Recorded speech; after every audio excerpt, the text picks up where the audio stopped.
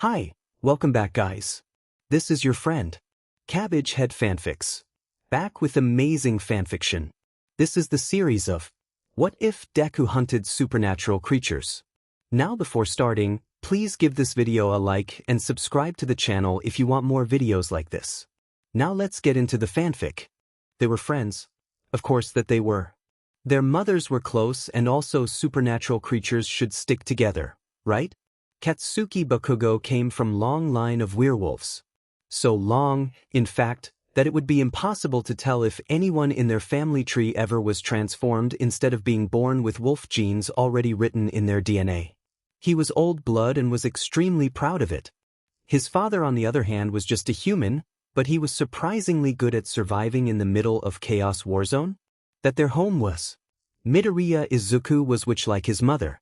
Actually, that's why Inko and Mitsuki become friends in the first place. That was result of their extraordinaries. And maybe a bit because green-haired woman knew a lot of spells and potions that could help with werewolfish tantrums in the full moon. That's a really valuable ability indeed. The thing is when 4-year-old Katsuki got his explosive quirk and Izuku was left with nothing, their friendship began to deteriorate. Crumble. Bakugo decided that he is useless and sure, Izuku still followed him but well. Their relationship wasn't very friendly. Especially after River accident when Blonde came to conclusion that his ex-friend is looking down on him. Midoriya tried to fix their friendship, but he wasn't able to. Bakugo stubbornly clung to the thought that he doesn't want to know someone so weak. Not only not having quirk but also not being able to use magic despite being witch. Izuku tried to explain to him that the second one isn't true, that it takes a lot of time, even years, to learn basics but Werewolf didn't listen. When they were 7 Midoriya decided to step in, stopping Bakugo from bullying some unfortunate kid. He was beaten up, powerless and angry at himself for his own weakness when he met Hunter. Man noticed potential in him, the way he rushed to help even though he had no chance of winning. He proposed teaching him his ways, training him to help people and stop dangerous, inhuman beasts from murdering innocent. He also assured him that he doesn't need quirk for this. Determination and hard work were enough according to him. Izuku accepted offer. Of course he did. After all he wanted to be a hero and heroes help. Bakugo was 8 when his life was in real danger for the first time. He was playing with bunch of extras from his class on the verge of forest with Midoriya hovering somewhere in background when someone appeared. With speed that definitely wasn't natural he lunged at Blonde and 2 of them ended on the ground, struggling for upper hand. Children run away screaming while Katsuki made more explosions in matter of minutes than throughout few last weeks. While panicking and trying to fight man off he noticed sharp, dangerously shining teeth of his attacker, and he instantly knew what was going on. Vampire. Seeing how much he didn't care for the fact that Sun was fully out and ignoring all potential witnesses he was old enough to have long ago lost his mind. Now there were only primal instincts driving him forward as insanity took over his mind. So it made sense that he attacked what according to law of nature was his natural enemy, first chance he got.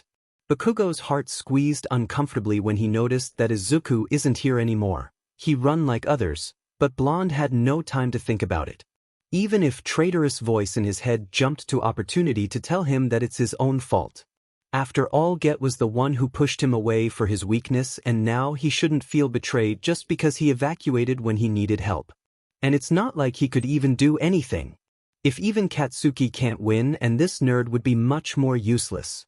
He would be nothing more than toothpick for this monster. Seeing as everyone apart from them 2 fled from the scene of possible murder, Katsuki took his half-wolf form.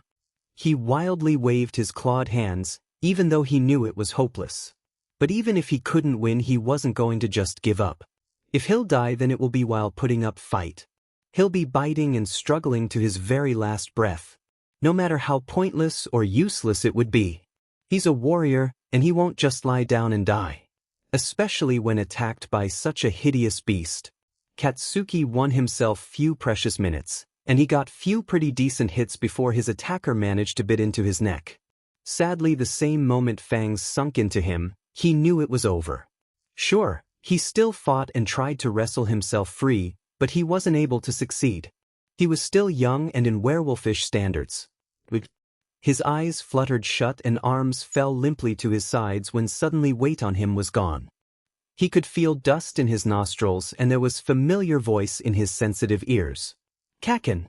Kakin! Are you alive? Oh, please tell me that I wasn't too late. I couldn't have been too late. Blonde boy slowly opened his eyes even though he was sore and didn't want to do it just yet. He rose his bloody red irises towards his companion who was holding steak in most likely uncomfortably firm grip, and then he glanced at himself. He was covered with pretty thick layer of dust that only second ago was his attacker and would be reason of premature death if he hadn't been stopped. What? You? He managed to choke out, trying to get up to at least sitting position. His vision was fuzzy and everything was spinning around.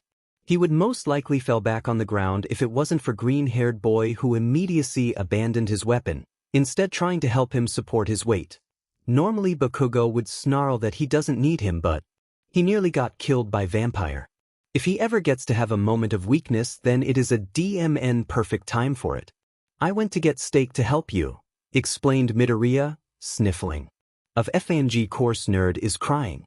When isn't he? What do you mean, went for steak? You're witch not a freaking hunter. Bakugo protested with snarl although. Weak one. I'm training to become hunter? What? You're a hecking witch. I know. I just want to help people. Some creatures aren't like us.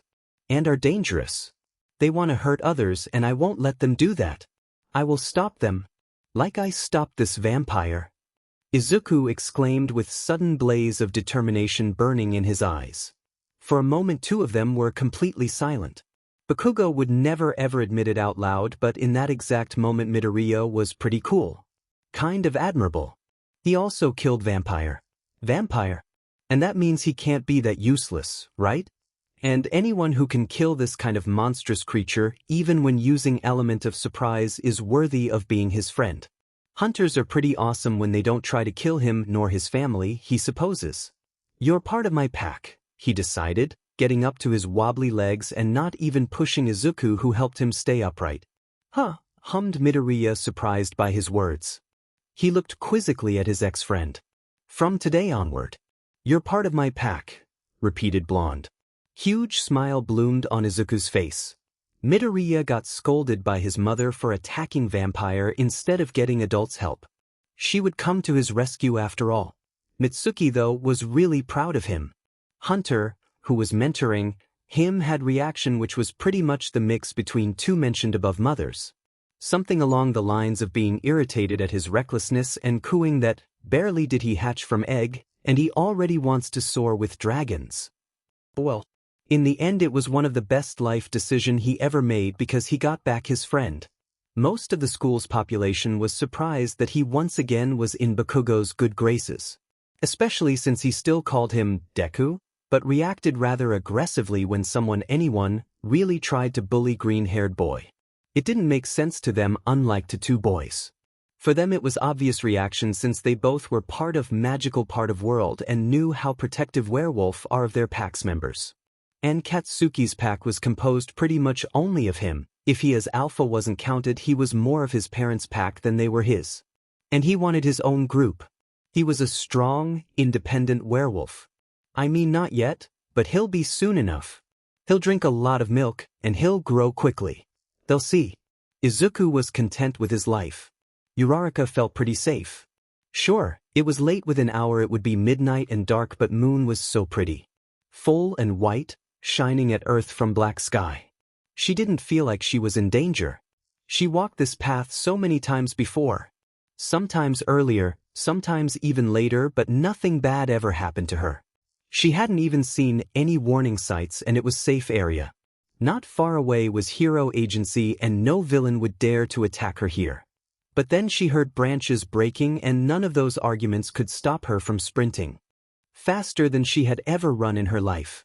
She didn't look back, not thinking even for a second that it might have just been a squirrel or some street cat. Her survival instincts told her to go away as quickly as humanly or even inhumanly possible, and she listened. Even though she gave it her all, something lunged at her and pinned her to ground. She hit pavement with pained yelp, but she had bigger problems than scraped hands and knees. She turned her head and her heart stopped for a moment. Huge, gigantic, unbelievably big dog. Wolf. Canine was leaning over her, breathing down on her and showing its razor-sharp teeth. For few painfully long seconds, maybe even minutes, two of them looked each other in the eyes. Creature growled and Uraraka could have sworn that even though it attacked her on its own accord it was hesitating. As if it was fighting with itself, bite or leave. Hachiko could pinpoint in Beast's eyes exact moment when it lost its battle. With quiet, terrified squeak she closed her eyes, waiting for her demise. Heavy footsteps and yelp of pain later she was free. "Are you okay? Please tell me I wasn't too late," said voice, and she hesitantly opened her eyes and turned around to lay on her back instead of stomach. Someone was standing over her with hand outreached for her to grab. She couldn't see his hair because they were hidden under black as knighthood while eyes were overshadowed to the point of their color being unidentifiable. His only distinguishable feature were freckles dusted on his checks and maybe Uraraka went insane from fear, but she decided that someone with such precious dots couldn't possibly hurt her. Desperate times call for desperately stupid assessment of situation, doesn't they? "Wyas, you were just on time," she murmured in trembling voice, taking his hand and letting him help her to her feet. She flinched and took step back when she noticed Beast that attacked her laying just beside. It seemed unconscious but she was scared anyway. How could she not be? In the moment of danger. She couldn't have done anything. Even her quirk was useless because she was stupid enough to run away instead of facing creature and sending into stratosphere. "Don't worry, it won't get up anytime soon," said Boy, and she involuntarily took deep breath. "Thanks for saving me," were her quiet words. Her traitorous eyes fixed themselves on dark, furry Beast. What is it?" Boy scratched his neck nervously. "Simply put, someone who lost control over their power." "So, it is human?" she asked with shock. Stranger just nodded. "Don't worry, first transformation is worst. There should be no more instances like this one," Boy assured her while glancing at Furry Ball which seemed to be soundly snoring on the side of pavement. "And now you should probably head back home." "Oh, yeah. Right," she murmured though frankly. She was scared. She knew that even though her home wasn't that far she will be sprinting all the way back. And while at it she will probably keep on looking behind. She'll be lucky if paranoia will stick to her only 1 or 2 weeks. Part of her hoped that mysterious boy will accompany her on her way. Even though she didn't know him, so she shouldn't trust him with knowledge of where she resides. "You live near?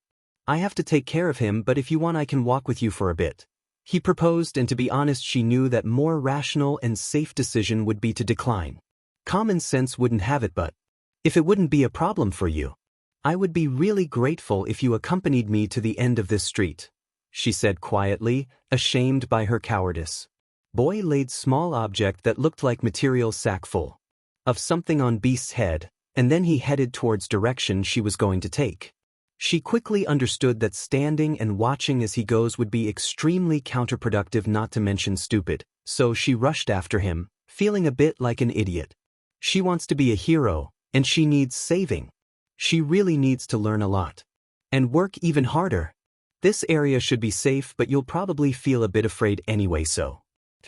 He and others like him have really sensitive senses so if you have it on you, you should be safe, he said, showing her small, material sack.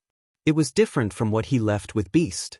Apart from the fact that it wasn't as big, it also was not the same color and most importantly it had small cord around it that let it be worn as some kind of necklace.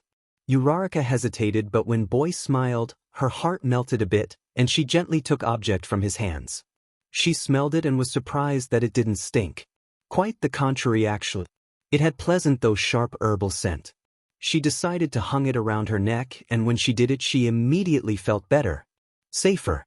Even if it was nothing more than placebo she wasn't going to complain. "Thanks. I don't think I can thank you enough for everything you've done for me," Uraraka said shyly, looking away. Maybe because of his hood she couldn't grasp how his hair looked or what color eyes were but this smile and extremely cute freckles were enough to liquefy her heart into mess of emotions she shouldn't be feeling towards total stranger. But how not to fall in love? Mysterious, heroic and so lovely. Perfect man indeed. Ah, that's no problem at all. I'm happy I could have helped you, he answered and then stopped. That's the end of street. You'll be fine, or should I accompany you a bit further? No need. My house is just behind the corner. Once again. Thank you, she said, quickly rushing towards her home, but after few steps she halted. I hope we'll meet again. She glanced at him, but he wasn't there anymore. If it wasn't for her scraped limbs and strange sack on her neck, she would take this meeting as a product of her imagination. Luckily she had enough evidence to know for sure that mysterious boy existed. Ida was starting to regret leaving house. It was a beautiful, sunny afternoon, and seeing how home appliances tried to kill him, he still could not come to terms with how this microwave had managed to fall on his foot. He decided to go for a city stroll. It turned out to be as bad of idea as being in kitchen. And the amount of cutlery that fell out that one drawer will probably show itself in his nightmares. If it wasn't for his glasses, one of forks would most likely end in his eye. Since when laws of gravitation are so against him. So Tenya once again barely dodged biker who didn't notice him. There were too many painful situations he avoided thanks to his reflex trained in order to become hero, and he was just going to pass zebra crossing when someone caught him by his jacket and pulled him back. Ida's expression was nothing short of terrified as car darted centimeters from his face. On red light. After few deep breaths, he turned around to look at person who saved his life. Of course, he bowed deeply, showing his gratitude. Thank you. If it wasn't for you, I don't want to even imagine what would happen, he said, straightening himself and looking at his savior. Ah, no problem.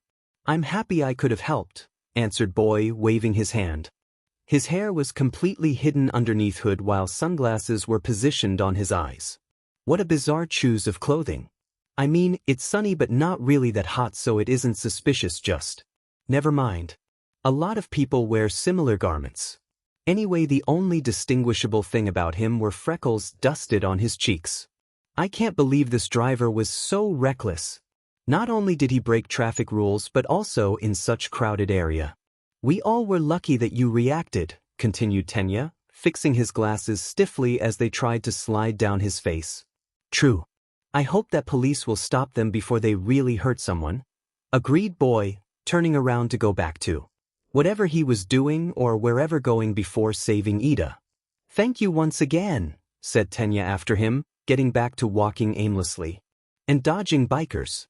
Few steps later he heard stranger yelling, "Watch out," and immediately stopped dead in his tracks. Centimeters from him, street lamp dangerously faltered before hitting ground he was going to walk on. Pedestrians yelled, shocked by the occurrence, and then circled around his would-be murderer, murmuring about what just happened. Ida stared at object incredulously, wondering what the freak is wrong with this day. Meanwhile, stranger from before quickly reached him. Are you okay? That could have ended really badly. Luckily I'm all right, but thank you for your concern. And interference. If it wasn't for your warning I might have gotten hurt badly. Boy nodded stiffly and few dark curls wriggled themselves free from within his hood, but they stayed in shadow, which made it difficult to discern what color they were. He was pretty sure it was black, but he could have sworn there was green shine too. If you don't mind me asking, where are you heading to? Tenya furrowed his brows, wondering where did the subject come from. I'm walking around the city, but seeing how many accidents happen around me, I think I should head back home. May I accompany you? I'm on stroll, without any specific destination in mind, and I would feel bad leaving you without supervision. No offense, but it's not your lucky day. Normally he would deny without second though, holding to the thought that he doesn't need help. As a future hero, he should be the one making civilians feel safe after all. But today, after how he fell from bed, nearly busting his head open on his nightstand, tumbled from the top of stairs, got hit with microwave, was attacked by cutlery. Not even mentioning those mechanical doors that did not open on time and which he hit his face on. Oh, also bikers, car and street lamp. Anyway, if Ida believed in superstitions he would think he got cursed or something. I do not want to impose on your journey, but if it really is not a problem for you I would love to have you walk with me for a bit. I admit that truly it is not my day and I seem to fall into embraces of danger nearly every step I take. Even though his words were serious and steady, he felt stupid, as if he got scared by few accidents and they surely couldn't be blamed on some third party. To the point of needing someone metaphorically leading him by the hand. Great, stated Stranger, sending him huge smile. Do you like heroes? At the end of the day, Ito was happy that he decided to let Stranger accompany him. For whatever reason, accidents left him alone and Tenya even proposed going to visit Park together. Mysterious Boy didn't have anything against this idea, so together they spent few hours walking around green area and around it.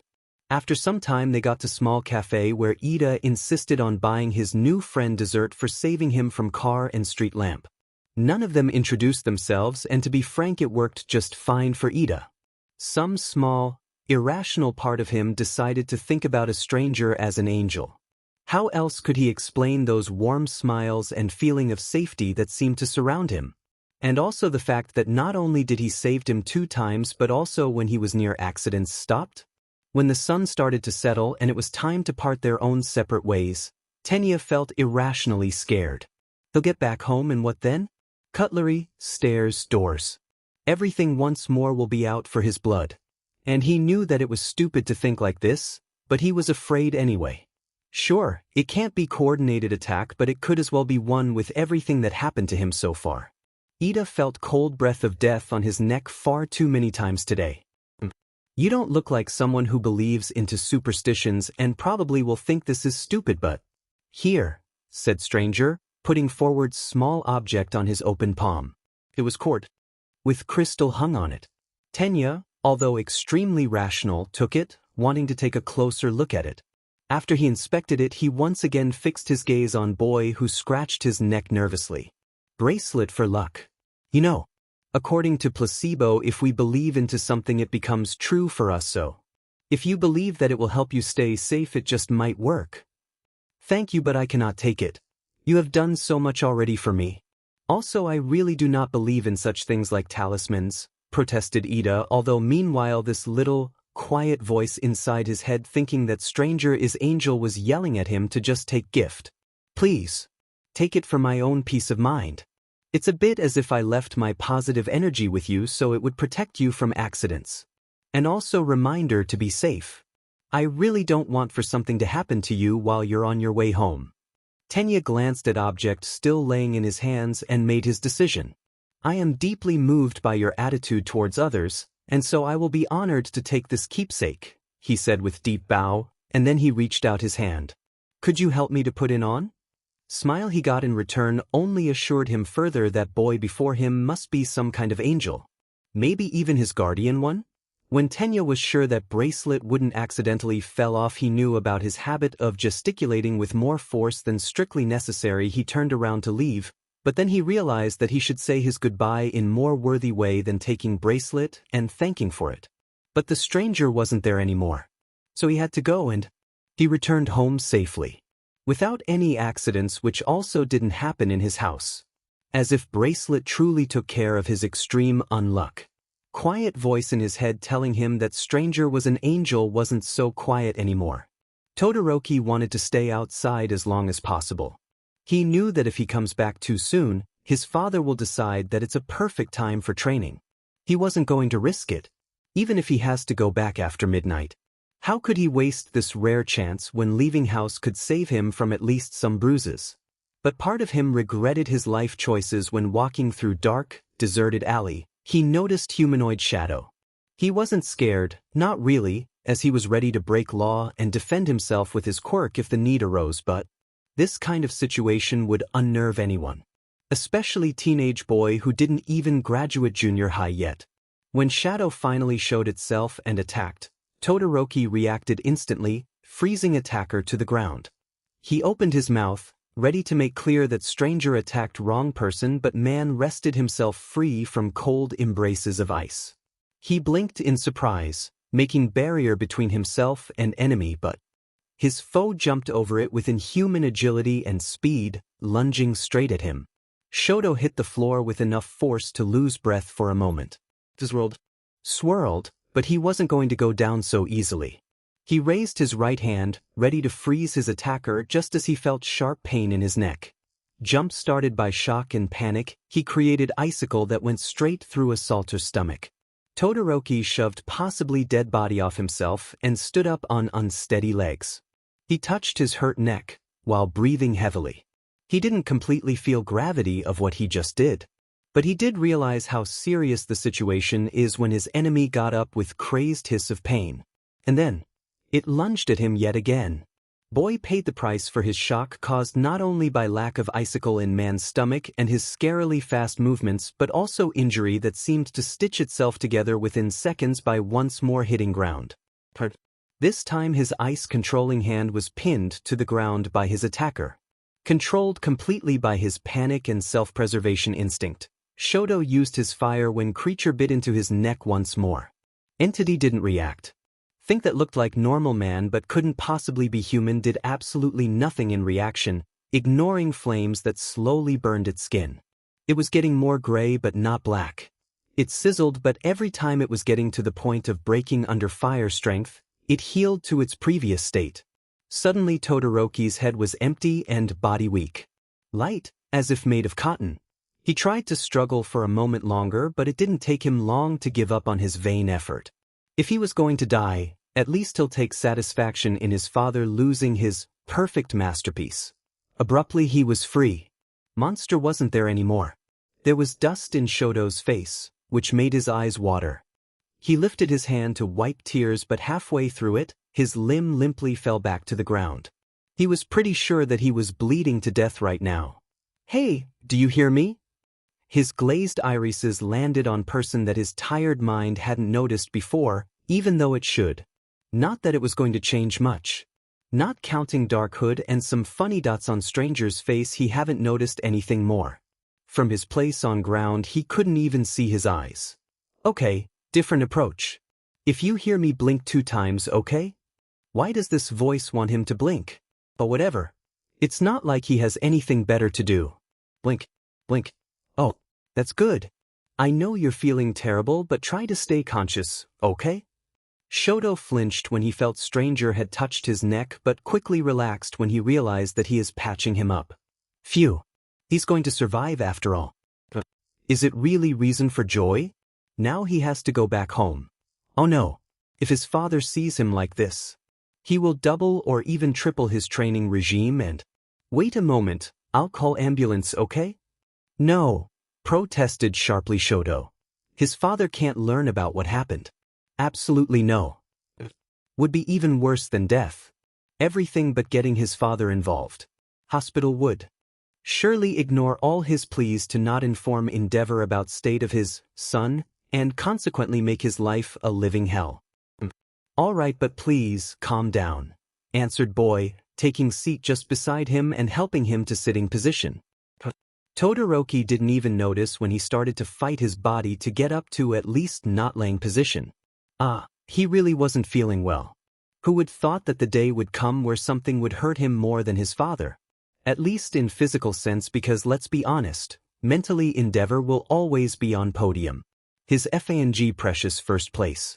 So, if you don't want to go to the hospital, where should I take you? Shoto blinked slowly. I don't know, he admitted after a while of olishly staring at stranger, who in turn sighed. There's park nearby. We can go there and get a seat on bench while thinking about what to do next. Sounds all right to you? Todoroki stiffly nodded, and then without further ado, he let himself be helped to standing position.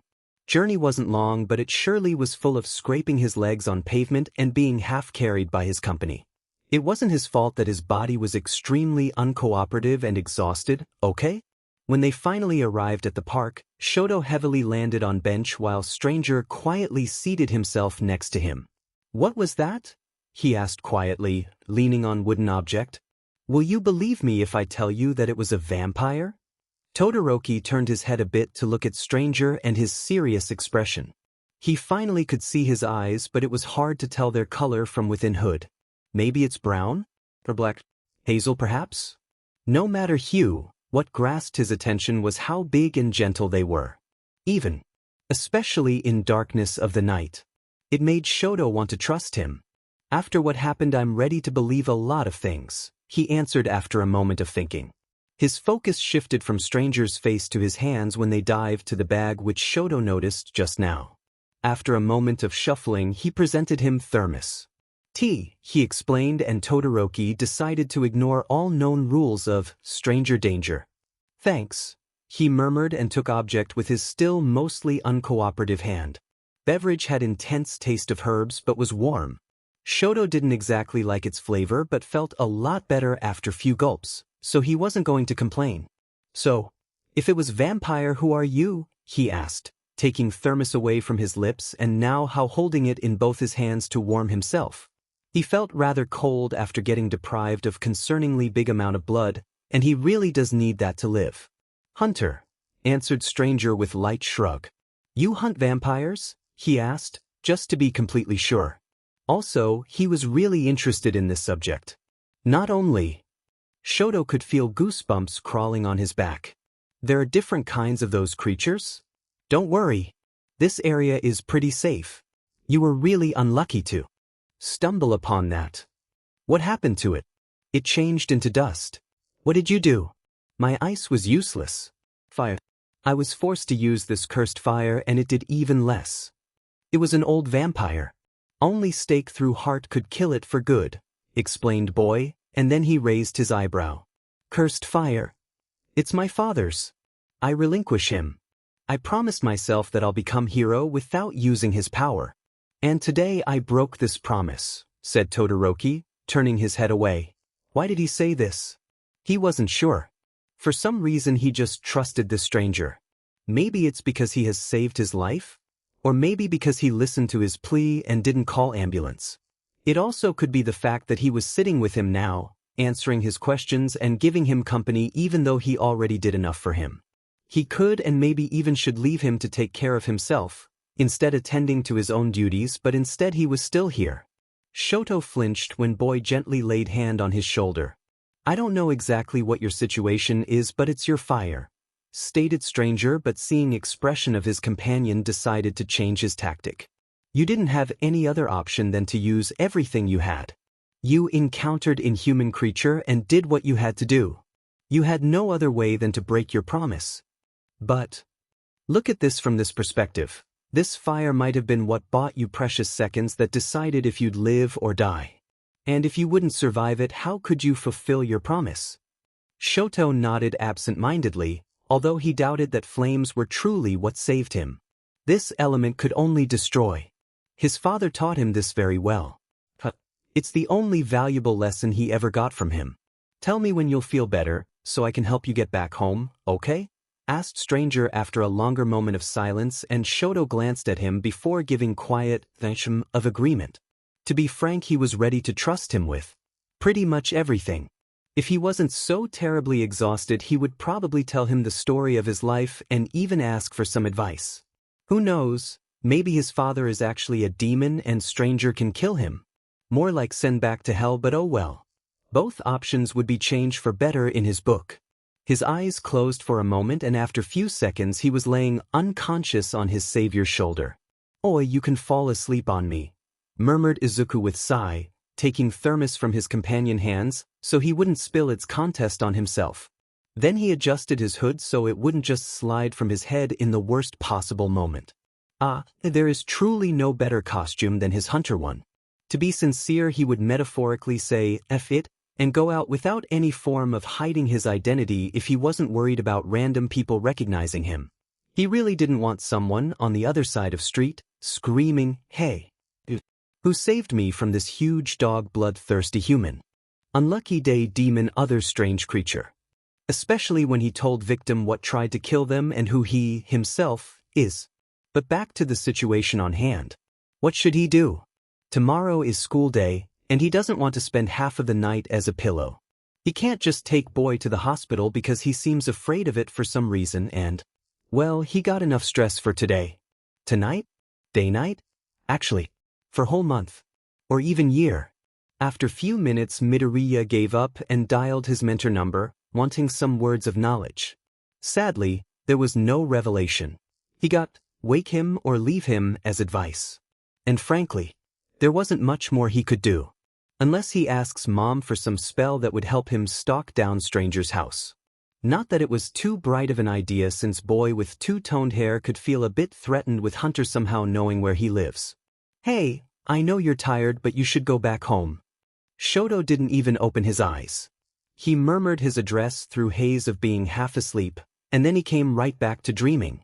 And as Izuku's too-good-for-this-world nature would have it, he took him back home by an ancient technique of piggybacking without another word. Todoroki woke up in his room, and first thing he did was finding mirror as to make sure that bizarre dream he had was only that product of his extremely stressed subconscious. Nope. Gauze on his neck is still there. What more, on his bedstand he found note and small sack which after examination turned out to have some kind of herbs inside. I hope I chose right room. P.S. I left you some homemade tea. It's good for regenerating blood cells. I hope you'll get back to full health soon. Oh, and no, garlic isn't good weapon against vampires. They just don't like how it smells. Smiley face. Todoroki decided to remember two last sentences as most important life advice he ever got. Though he wasn't sure why he was supposed to think that garlic is a good weapon. Maybe he'll learn more on the internet? Also, if a friend in need is a friend indeed, then does it mean he is friend now? Tokoyami wasn't afraid of night. He thrived in it as he was a child of the darkness. True, he had to make sure that there was enough light to leave him in control over dark shadow, but not counting that it was his time to flourish. Gloom and dusk were his closest friends. But this night stride was making him fell. Strange. In the air hung aura of danger, and Fumikage wasn't able to grasp what made him feel so uncomfortable. With every passing second that didn't show what unnerved him, he was losing his confidence. We should go back, something is off, said Dark Shadow, trembling near him. Strange. Normally creature loved their night strolls because they gave him perfect combination of darkness and light. It made him powerful but not insane. Truly, thickness of darkness seems to be crushing even my own soul tonight, admitted Tokoyami, quickening his steps in the direction of his house. Feathers on top of his head ruffled in anticipation of unseen threat. Why was he so paranoid all of a sudden? When he heard strange, wet sound, he finally realized that his fear wasn't unfounded and his intuition was right. He really regretted it because what he noticed, thing that emerged from the corner he was heading to, made him understand that he didn't know real terrors hiding in the veil of night's darkness. Entity couldn't be human. Even if it had humanoid face and normal, nearly completely ordinary, long, black hair. Her pupils were no more than pinpricks of famined predator, and from lips emerged rows of fangs. It didn't have body. It was no more than levitating head with viscera hanging from inside its neck into view of outside world. If Tokoyami wasn't endlessly terrified and hyper-focused on what approach on escape should he take, he would most likely puke. He was sure for 98% that spleen of this beast was brushing against pavement right now. What worse, and seeing it was already bad enough, creature also noticed him and with quiet sounds similar to blabbering rushed towards him. Razor-sharp teeth shone in light of street lamps when creature opened its mouth. Fumikage made step back and then turned around. Within seconds, he was running while levitating head only quickened its pace. He might have not been able to things steps, but squish of flapping guts was enough for him to know exactly where his pursuer was. Boy wasn't exactly sure why, but it was crystal clear for him that if this thing catches him it will be over. If she sinks her fangs into him, she won't let go. Not while he's still alive at the very least. Dark Shadow! Fumikage yelled with untypical for him fear, and friendly creature of night rushed towards terrifying entity, not giving mind to his own dread. He needed to slow it down. When his enemy not only didn't falter but also quickened its pace, ready to meet him head-on and steadying itself to bit into him, Shadow immediately retreated. What if it can hurt me? He asked weakly, taking back his place beside Tokoyami. When even our dear friend, Darkness, cannot save us, what can we possibly do to save our miserable lives? It's all what we can do, yelled panicked Dark Shadow. Two of them flinched when they noticed figure before them, but as it had not only head but also body, they decided to risk putting their trust into stranger. Help! squeaked Shadow Creature while Fumikage forced his tired muscles to cooperation and hastened his already exhausting sprint. What happened? Asked Gently Hooded Boy, and Tokoyami stopped just beside him, trying to catch his breath. There's monster, explained Dark Shadow, and all eyes turned into direction from where Bird Boy came from. Fumikage was expecting some sort of creature suddenly disappears act which would make him look like Madman, but no. She was still there. She stopped and her blood-freezing gaze passed from him to Stranger, whose face was clad in dark hood. After few long seconds of hope that she would retreat, Entity slowly, kind of carefully, started getting closer to them. Our only refuge is running, stated Tokoyami even though he was still breathing heavily. He stood straighter, ready to sprint again. Not really. Stay here, I'll take care of it, answered Stranger, and before Fumikage could do anything, Hooded Boy was already going in the direction of fearsome creature that could easily be resident of the deepest parts of hell. You'll die. Dark Shadow yelled after him, but apart from it, he did nothing to stop him. They both just watched situation unfolding before their own eyes, frozen with fear.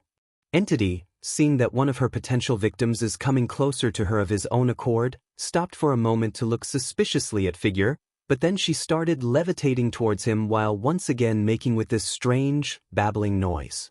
If you're here, who will protect your body? He asked, dodging her charge and rushing forward. She stayed frozen in the spot for a moment. While Boy sprinted towards direction from which she came from in the first place, she finally came back to her senses. With crazed squeak of terror she chased after him. Within seconds both of them disappeared from Bird Creature's point of view. Tokoyami didn't want anything more than to go back home.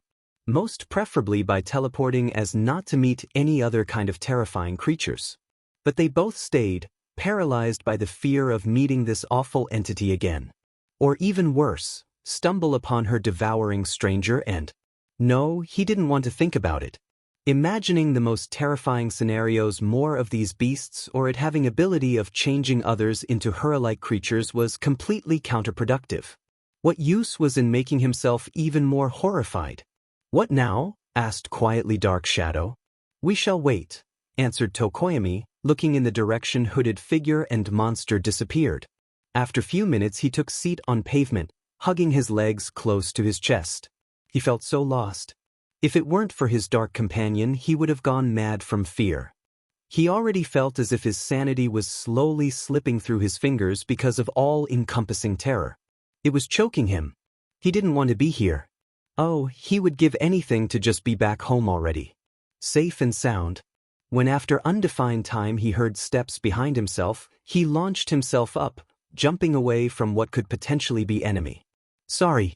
I didn't mean to scare you, said kind of familiar voice, and Fumikage turned around, surprised to see Stranger here. He run off in opposite direction. He circled back, or does he have some kind of teleportation quirk? What if it is actually that awful entity but it has some kind of illusion power? Or maybe it can change shape, or... What if it possessed body of Hooded Boy? What? Where is this thing? Asked quietly Dark Shadow, nervously looking. Don't worry about it. I took care of it. It won't come back. Not now, not ever, answered Boy, and maybe Tokoyami shouldn't trust him with such an ease, especially since he looked quiet suspicious, but his smile was very good at lifting his spirits and making him feel better, even if only a little bit. Someone with such a warm expression, even if half of his face is shielded by shadows of his hood, can't be evil, right? Should I inquire about what happened with that gruesome beast of thickest depths of darkness? Would you shown some knowledge onto me? Asked Tokoyami, trying to quell trembling that very skillfully tried to become part of his voice. I burned its body, he explained, and Fumikage blinked, surprised. He had so many questions. What was this fearsome creature? He asked finally, choosing his priority.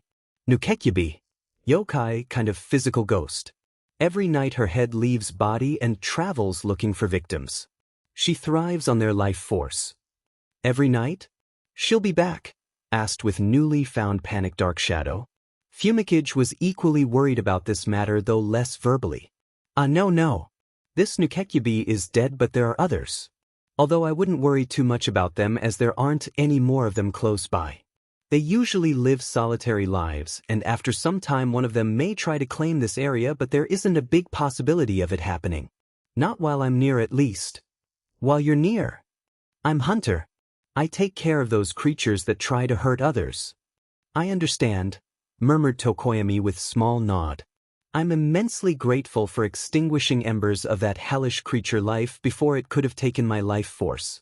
I cannot put in words how thankful I am for your help. No problem. I'm happy I could have helped, was Hooded Boy's instant reply. No problem? You saved us from monster even I could do nothing against, squeaked Dark Shadow and then suddenly lost half of its exuberance. I'm still a bit scared. If it makes you feel better, I can give you talisman against those kinds of entities, proposed Stranger, and not waiting for answer took small object from his bag. Shadow creature waste no time, instantly taking gift and presenting it to Tokoyami. Thank you, thank you, thank you. Look, now we'll be safe, stated creature, trying to force object through Fumicage's head so it could be comfortably coiled around his neck. He, in response, took it from its claws and decided to admire it for a bit.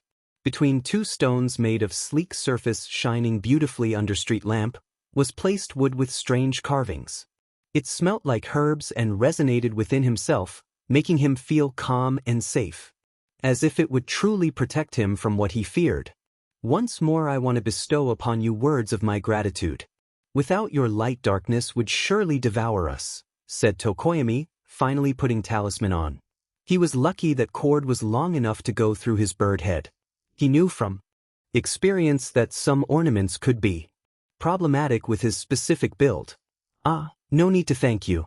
Your safety is enough of reward for me, answered Stranger with this bright, instantly making you trust him, smile. If you don't mind, let me ask about your shadow friend. It's your quirk. That's it. I'm Dark Shadow. The one and only, stated creature with deep bow while Fumicage nodded. Oh wow. That's really awesome, said enthusiastically Stranger.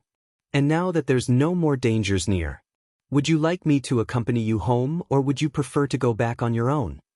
I do not want to abuse your kindness, but today darkness is too thick even for myself. Yes, please, escort us because we're scared. All right. Tell me when you feel safe enough for me to take my leave, okay? Of course, said happily Dark Shadow, and their little gathering hit the road. Let me ask, what is the function of hiding your identity behind Hood? That's mostly because I want to separate civil life from Hunter's duties, explained gently Boy, and then he laughed nervously. Also, I would prefer authorities not to know who I am and how my face looks like, if they ever got interested in what I do. I don't use my quirk, so I don't break any law, but it's always better to be safe than sorry. You don't use your quirk? Repeated Fumicage, surprised. No.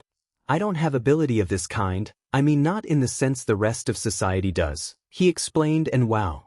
Tokoyami finally realized how his friends feel, not being able to understand him and his strange way of speaking.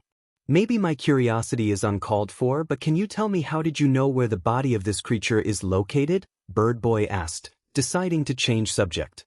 There were so many things he wanted to question Stranger about. He craved answers he could get and wasn't going to give up so easily on obtaining them. Also, he wanted to know as much as he can about hideous monster he encountered. Sure, he has amulet, and he was assured that he's safe, but for a long time he won't be able to feel good in this area. No matter, day or night. More knowledge might make him a bit more prepared for whatever he could encounter. It's part of Hunter's training. Usually creatures of this kind think alike and leave their bodies in specific locations they hope are safe. More often than not they choose forgotten, seldom occupied by people areas, preferably covered from outside world. If abandoned building or cemetery is close, then, well, search finished. Or at least eased a lot. Also, if you make it clear to it that you want to get to its body, it will panic and rush toward it. It makes finding it laughably easy. Fumicage listened to him very carefully. He would think about this subject as fascinating and maybe a bit exciting if it wasn't for his today's encounter with that beast. Some things are just better left as stories, never to be meat face to it. Are there other monsters? Vampires? Or werewolves? Dark Shadow piped in. Yes, but don't worry. You shouldn't meet any of those in your area. And even if you happen to stumble upon them, talisman that I gave you should help. I'm surprised that our world has yet to learn truth seeping through the cracks of night's reality. How monsters so vile that their existence freezes soul in silent scream of horror can stay so well hidden. Most of them chooses victims under cover of darkness and there are no witnesses that could talk about what happened. As for instances of this kind you're in, when Hunter comes to rescue, people normally are too afraid to talk about what happened. They try to forget about it as soon as they can, telling themselves that it was a dream, nothing more. Oh, we're here, stated Dark Shadow, and Stranger sent them two last, warm smile. Take care and be safe. When two of them turned in the direction of their house for a moment and then glanced back at Boy to say their final goodbyes. He wasn't there anymore. But Tokoyami knew that it wasn't dream. No. Today he learned that lands of nightmares can't make such a terrifying creature as nature itself. Fumikage definitely wasn't going to question its capability of traumatizing him. Never. Still, he wasn't going to live in fear. He might take a path of hero, but he'll help other like Stranger. Like this Hunter had helped him. It was just a calm walk through forest to gather all loose thoughts. Nature was such a tranquil company. It made her feel relaxed in world that more often than not was made of cold metal and unfeeling technology. Everything was calm, normal and alright. And then it wasn't. She had heard weeping, and as future heroine she instantly rushed toward it to check what happened. She wasn't sure what she witnessed. One moment there was woman's silhouette. In the second she was near her asking if she's okay, and in the third, something was wrong. Air was heavy with something she couldn't quite put her finger on, and she felt strangled. Sadly, Momo had no time to process sudden fear that latched to her, as within seconds she was in stream of water. She wasn't expecting that water would be so deep and fast. Current was powerful enough to make a terrifying enemy that did its best to crush her hopes of staying afloat. Somewhere in her panicked mind, full of chemicals needed to make life buoy she just couldn't get right, she noticed that woman has vanished. She was gone without a trace. As if she was never here in the first place. She pushed her even if Brunette didn't exactly feel her touch, and then she disappeared. Goes. Phantom. Yaoyorozu slowly started to submerge and choke on water while her panicked mind was still uselessly circling around all materials she knew. Life buoy, life jacket, even floaters. Anything. Something that could help her, no matter what it would be. Oh, why is this stream so strong? It shouldn't be. After all, it's more of a creek rather than a full-blown river. It's not natural. Not normal. Something is wrong. Is it someone's quirk? Suddenly Momo felt something grasping at her ankle though. Again, it didn't seem to be a typical, physical touch, and suddenly her head was completely underwater. She tried to shout in her shock, but it just made more liquid go through her lungs, slowly killing her. She choked and felt strangled, while surface was so far, far away and darkness started to creep upon her vision, and again this cursed weeping. And no. She doesn't want to end like this. She can't end like this. Her whole life awaits her. Goals, dreams. She has to fight, she has. Something pierced water's surface, and with last embers of her strength, she drew her hand in the direction of figure, mutely begging for help before it was too late to save her. Her hysterical pleas had been heard. Seconds later Momo was on ground, coughing and vomiting liquid which nearly killed her. She felt as if her lungs were on fire. How can life-giving water feel like flames incinerating your organs from inside out? While her body trembled. From fear of what could few seconds more without help meant. From encompassing coldness. From anger at herself became if it wasn't for her mysterious savior, she would have been. Who saved her? She looked with shock at completely wet because of saving her boy whose face was obscured by hood. Why didn't he take it off? Is he trying to hide his identity? Is he a criminal? Masked in the middle of forest and... How do you feel? Should I call help, or do you prefer to go back home on your own accord? He asked in quiet, gentle voice, and Momo instantly pushed aside all negative scenarios and suspicious that tried to swarm her mind. Stranger whose voice leaked such intense worry. Who saved her, who was the only one that heard her silent scream. He couldn't be evil, could he? Why won't you take your hood off? Was what escaped her opened lips instead of answer, because Momo preferred to be careful. Even if she deeply believed that she could trust him, she wasn't going to risk it. After what just happened, she felt paranoid. Today, minutes, seconds ago, just now, she realized how terrified she truly was of dying. It may sound stupid, but I have habit of going through forgotten places like this one and making sure no one is in danger. And for instances when I actually save someone, I prefer to say anonymous. Why? She didn't understand him. People liked being well-known, recognizable. They loved fame, sometimes even the wrong kind of it. I'm a bit shy and I feel better keeping my identity as a secret. Also, hood helps me get into character of someone who is strong, brave, and always knows what to do. It's really useful when it comes to giving any kind of support towards people that had a run-in with unpleasant situation. It's a bit like hero costume for me. I want to be a hero, and every way to get experience is great as long as it's legal, don't you? Think so? Momo pulled her legs to her chest and smiled. She felt much better, now that she could breathe normally once again. Me too. I want to be hero too, she admitted, and he reciprocated her gesture of lips turned upward. Yaoyorozu subconsciously relaxed. His smile was happy, bright, and warm.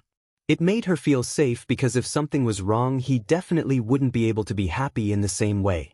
She knew that he will protect her, not harm her.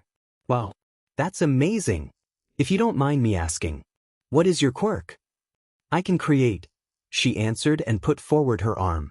She pulled her sleeve and made one and then second towel. She gave him the first one, the next taking for her still wet self. Whoa, I'm sure that you'll be a great heroine with such an amazing quirk, Stranger stated, and he only knows how badly he wanted to start murmuring and make notes about this awesome ability. Momo decided to dry her face first as to have excuse to hide her blush. She was talented but unused to compliments of any kind. Thanks, what about you if I may ask? I don't have quirk, he confessed, and she blinked in shock, taking cloth-like material from her face to take better good look at him.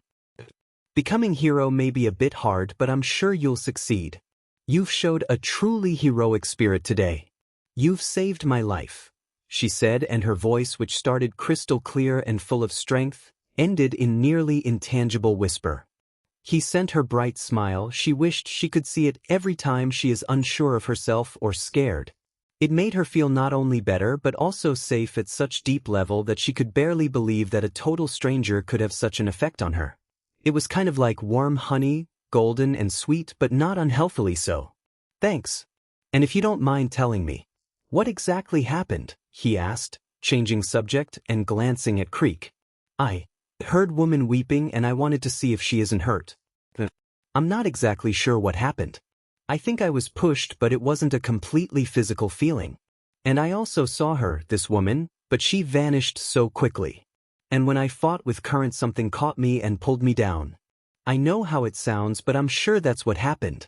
I couldn't have just imagined it. I believe you, he said quietly, and she subconsciously sighed in relief. She was afraid that he would think that she's crazy, or that she had seen things as a result of stress. When someone puts their trusts into your words, especially if you don't have any evidence, it's nice. It helps come back to senses because you don't have to fight with this deep voice in your mind, telling you again and again that your mind is making it up. You just fell into the river and are overreacting. Although she was talented, she lacked self-confidence. Thanks. No need for thanks, he stated, and for a moment they were quiet. He was the one who ended silence. If you want to know, there's a legend about a crying woman. You mean Banshee? Asked Momo, raising her brows slightly. She heard about her, phantom foreshadowing someone's death. Though even if she believed in such things, it couldn't be it. Brunette was sure that the being didn't drown people, instead warning them about someone's death. If her memory wasn't playing trick on her, and it never before has she had the habit of washing victims' clothes. Also, Banshee made god-awful, easily recognizable weeping-like sound and wore white clothes. And so it didn't really make sense, compared to what happened to her. No. La Llorona. La Llorona? repeated Yayorozu with surprise. She had never heard this name before. Boy nodded. According to the legend, she went mad after her husband left her, and she drowned her children. A bit after that she realized what she had done and tried to find them, but it was too late. Some time later her body had been seen near the river, dead. People believe that she killed herself, and at Heaven's Gate she was asked where her sons are. Her soul was denied resting in peace until she finds them. From then on she takes lost children, mistaking them for her own, and drowns them. It is said that whoever see her is going to have accident or there's some kind of danger waiting for them in very near future. It's not night and I'm not a child. Yayorozu denied quietly, terrified by the story she just heard and the fact that this creature, ghost, could be what she encountered. Boy shrugged. There's always seed of truth in legends.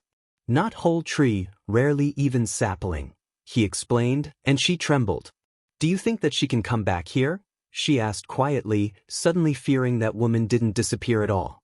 Maybe she's waiting just behind her, ready to drag her back to the bottom of the creek. I don't think so, answered Stranger with confidence and calmness that made her feel a bit safer. Would you like some tea? Sure, she answered, surprised by sudden change of subject, but when she was offered warm thermos she took it without any doubt. She wasn't expecting rich, herbal flavor she was subjected to, but to be sincere she liked it.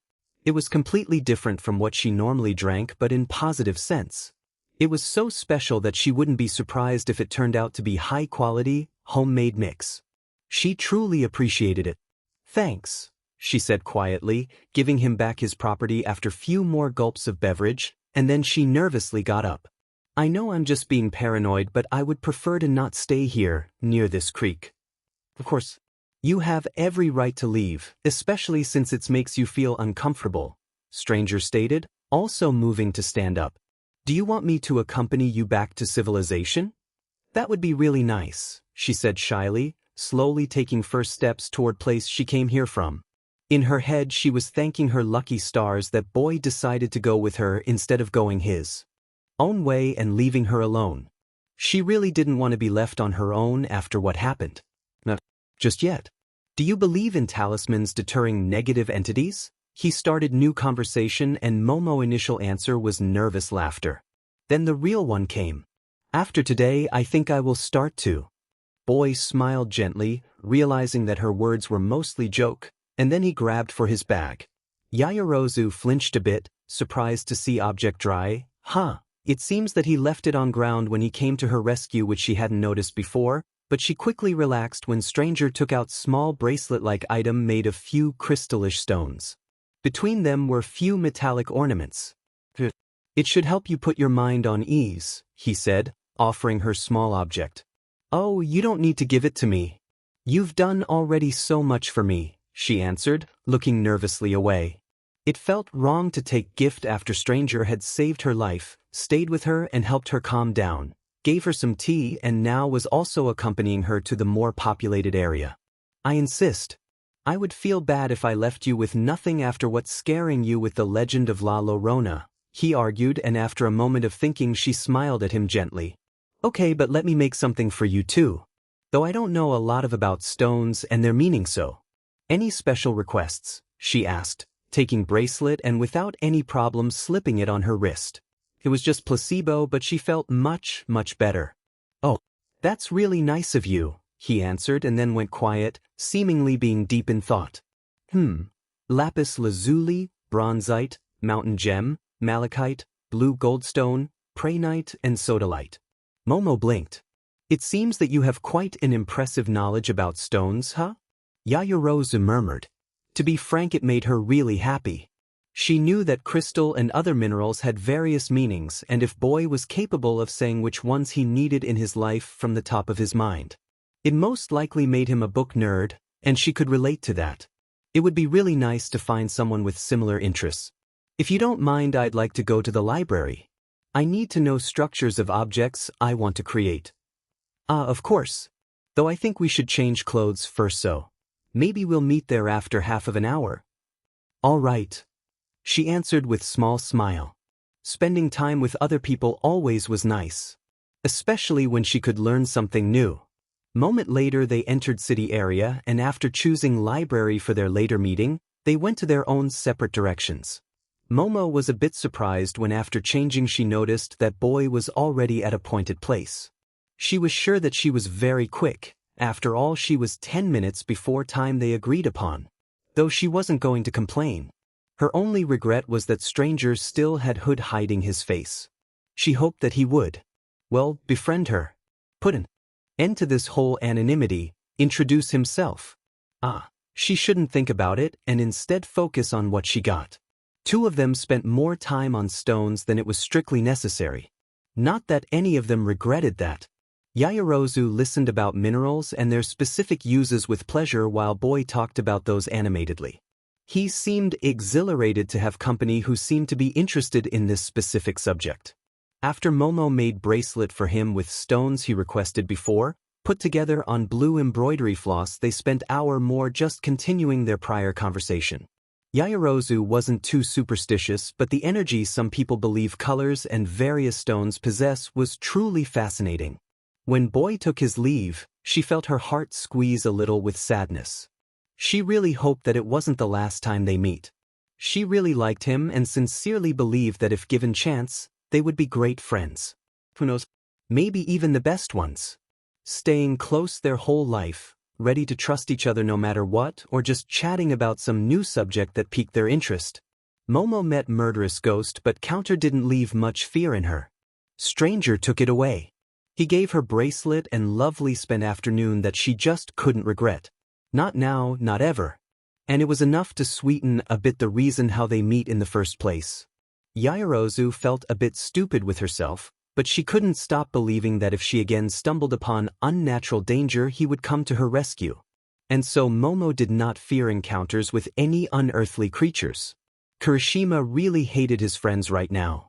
Usually he was friendly, he was pretty much the sun incarnated, shining on the road of life with such an endless joy and enthusiasm that even blind could see it. He was nonchalant and optimistic, and most of all he was complete and used to feeling negative emotions towards others. But right now the line of his patience has been overstepped by a far margin. The one that only one or two people throughout his life managed to get to. "Let's go camping," they said. "It will be great," they said. "Why would we take adults with us? We'll be fine on our own. And even if something happened in middle of forest, we would just use our quirks, since who would rat us out? Who could take it to the police? Random bear? Don't think so."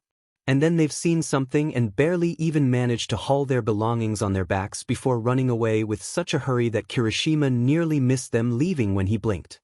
So he was alone, in the middle of the forest, calling out to his friends who were nowhere to be seen. He was pretty sure they were halfway back to their respective houses. What worse, none of them picked up. They left him to be devoured by who knows what and didn't even send him SMS explaining their reaction. So he took what was his and went back home, nearly ready to start cursing. He was a bit angry, but mostly did his friendship meant so little to them that they were ready to leave him behind as dinner for Random Bear? Not that it would be able to eat him with his quirk. Few meters away from where they were going to set up camp and from where his companions run away in complete chaos, he felt it. He haven't seen it like rest of them, and he didn't run away screaming like them, but suddenly it was freezing cold, chills and shudders dragging its steely claws through his body, and its source surely was somewhere behind. His mind started getting foggy with dread as he subconsciously hugged his coat closer to him. And it wasn't even all that was to it. There was also this smell, like something was rotting. When he witnessed this bone-rattling, howling something between famined animal ready for hunt and someone's hysterical yell, there were no thoughts in his mind. He was just running, his mind too terrified to work properly. The same moment he began his hectic sprint, he heard sound of breaking branches behind him. He was being chased by something. Something big. He was alone, in the middle of the forest, and it was getting dark. Within few minutes he'll start to trip over every possible twig on his way, and as if it wasn't enough. There was no shelter around. No hope for help. Kirishima really, and he means it, hated his friends in that exact moment. Monster was getting closer and closer while he was too scared to look behind. The only thought in his sluggishly fighting fear brain was, run, run, run, run, and there wasn't much except of terror to be felt. Even adrenaline rushing through his blood like hot coal and mortification were frozen by this thing, whatever it was chasing him. At that moment, Kirishima wasn't a strong, independent teen wanting to be hero. He was a mere child, lost in incoming darkness and running from certain doom. And when Creature was just behind him, nearly breathing down his neck and slowly reaching for his back with its distorted claws, he noticed light. He didn't care one bit who it belonged to. If he stumbled upon psychopathic cults sacrificing goat, he would hug them with such a vigor as if they were his closest family just for being in that specific place. If it turned out to be his friends, his recent hatred would immediately change into endless love and relief. Just because he wouldn't have to face this god-awful beast alone. So he quickened his pace. Hope let him force his tired and frozen legs to cooperate. Maybe throwing himself in the arms of stranger who was holding bright, not flashlight-shaped object wasn't the brightest idea he ever had, but in his defense he was in an extremely stressful situation. Before Kirishima could say that something is chasing him, he heard unholy howling just behind him, and he quickly realized how bad of idea it was to stop his mad dash. Throwing himself at random person in the middle of forest surely wasn't a good survival tactic. If his life was a game, his world would probably be devoured by darkness with very distinct, wrong choice. Try again by now. Sadly, it was all real and there were no such things as save points or loading back to them. Death was going to take him and never give him back. In his panic, Brunette wasn't going to let go of stranger, instead hugging him even tighter. Luckily for them, unknown boy managed to wrest himself free and Idrio landed without any grace on ground. He didn't move, instead looking with wide eyes at a beast that was no more than 4 feet away from him. It looked like awfully grotesque mix of human and deer. It was mostly humanoid but strangely gnarled. It was completely black and had long snout where strangely prolonged skull laid. Through it came 2 massive antlers growing from its head. Its skin was clothed with fur from which spilled forth particles of frost. It every move and breath made quiet sound of crackling ice. With its hoofs it crushed branches beneath it, letting out a mighty roar. It was clear for Kirishima that it was his end. What worse, he'll be the reason for stranger's premature demise too, because instead of running like any rational person would do, he decided that one more human will scare the beast off. Or that it will. Actually, Brunette wasn't really sure what he was thinking would happen. Creature opened its maw and Midoriya threw tip of barely pulled out of his bag torch to lantern as to set it on fire. He felt panic quickly growing as beast turned its sharp teeth towards him. Without a second to spare, he showed burning piece of wood into place he hoped its heart was. Creature retreated when it was centimeters from biting his face off, angrily yowling at pain it was inflicted upon it. Then it turned around and ran away, making its escape on all 4 limbs. It didn't take it long to disappear from his line of sight. Izuku took deep breath. It was close. Too close. Why, from all people he ever met, this one chased by Wendigo decided that he needs a hug. If his lantern burned out or if he didn't manage to push him off himself and get his torch, it would be the end for both of them. Probably. Also, Wendigo. What is it doing here? It's too early for creatures of this kind. It's just the beginning of autumn and this is the entity of winter. But since it's here, it would be best to get rid of it. It's too dangerous to just let it roam freely. Its habit of devouring humans' favorably hearts and never being satisfied could, and most likely would, be catastrophic. Dude, yelled Kirishima, rushing to get up and within seconds taking place just beside his savior. I have no idea how you did it, but wow. You saved me. If you weren't here, I don't know what this monster would do to me, but it definitely wouldn't be nice. Yeah. Midoriya murmured, not having it in him to be angry at boy and his surprisingly cuddly reaction at seeing him. It's not that hugs are bad. There are moments for that, and the one few instances ago wasn't one of. Now please tell me, what are you doing deep in the forest, in the middle of night, alone? If his voice transferred some of his irritation to the outside world, you couldn't really blame him. He was tired of this stupid kind of people who didn't think about dangers of this world, not even supernatural ones, and ended in situations like this one. If it wasn't for them, he would probably have chance to sleep through at least one whole night throughout week. You see, I've come here with friends for camping trip, but they kind of saw this monster before I did and run, and I retreated a bit later than them, so I was left behind. Kirishima asked nervously, looking everywhere but at stranger. Oh, muttered Midoriya with sudden understanding. It's a little better case than he suspected. But it's definitely sadder than just being stupid and wandering in place like this one alone. How could his friends just go without him? He could have gotten badly hurt. Even killed. I'll help you get back to city. Really? Thanks, dude. You're literally saving my life. Second time. I would get heart attack if I had to go through this forest alone after meeting this. Ijiro said enthusiastically, smiling widely and emitting huge amounts of gratitude. Midoriya nodded, acknowledging his words. No problem. So, what are you doing here? You're mysterious defender of these woods or something? Kirishima asked, folding his hands behind his head and showing his teeth in display of his joy. He was really happy that he wouldn't be getting back to civilization alone after all. Also, who knows? Maybe he'll befriend this stranger? He would be such an awesome friend. He's so manly and brave and amazing. And unlike some people, he definitely wouldn't run away and leave him alone with that beast.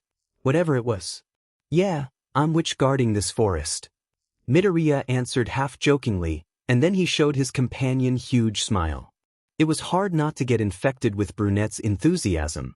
Okay, but in all seriousness, it's kind of my hobby to walk around various dangerous places and help the ones in need. Oh, that sounds super manly. How many people did you save? And from what? Are there different beasts than the one I met? Just thinking about it gives me goosebumps. Yeah.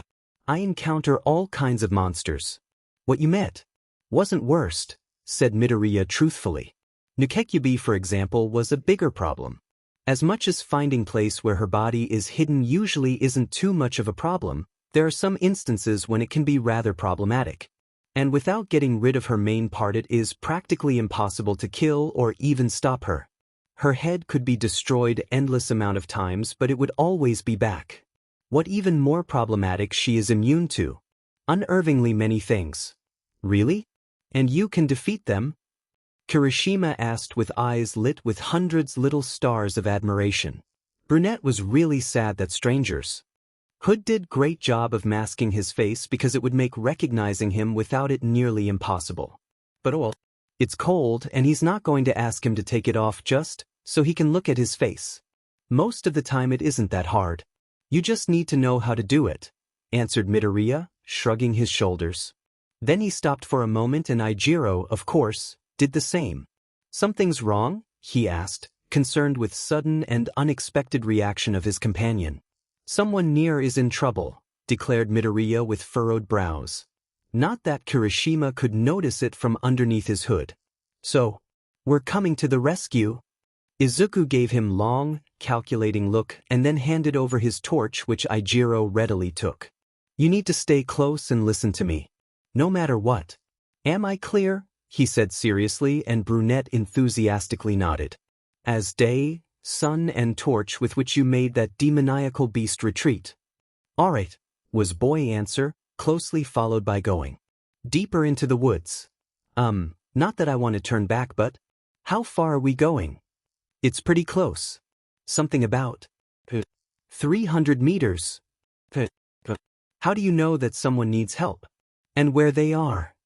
My Ajik, stranger said with jazz hands, which instantly made Kirishima feel a bit more relaxed. He hadn't even noticed when he tensed again. Seriously, dude, how? Eight's sense of finding suicidal people in the middle of the forest who are just asking to be eaten. Oh, so that's your quirk? Let's say so, stranger murmured, though Kirishima noticed suspicious twist in his expression. Lips to be precise. Even with his expression hidden by his hood, he could guess that his companion feels aversion toward this subject. But, okay, so, the person, the one in trouble, are they being chased by the thing that tried to eat me? I don't think so. While we're in this forest, it will most likely focus on your scent. Kirishima gulped. That's While you're here I'm safe, right? While you have fire, you're safe. Corrected Midoriya, and before Ijiro could vocalize his worries, he continued talking. This torch should burn for the next few hours, and I don't think it's possible to extinguish it without drowning it. Oh, thanks. By the way, where did you take it from? And how did you know you'd need it? I have a lot of useful objects in my bag. Izuku explained, showing thing that strap on his shoulder was connected to. Oh, I have no idea how you pushed it down there, but it's extremely cool that you're so prepared. I guess that you have perfect weapon against anything we might stumble upon in this forest, right? Yeah, I think I do. Kirishima didn't get the chance to continue because they both heard really panicked, definitely feminine voice yelling, "Be gone, demon." Midoriya rushed forward and Kirishima was close behind. It didn't take them long to cross paths with a humanoid figure. "Monster!" Ijiro yelled, getting good grip on Midoriya's shoulder and barely avoiding setting him on fire. "Excuse me?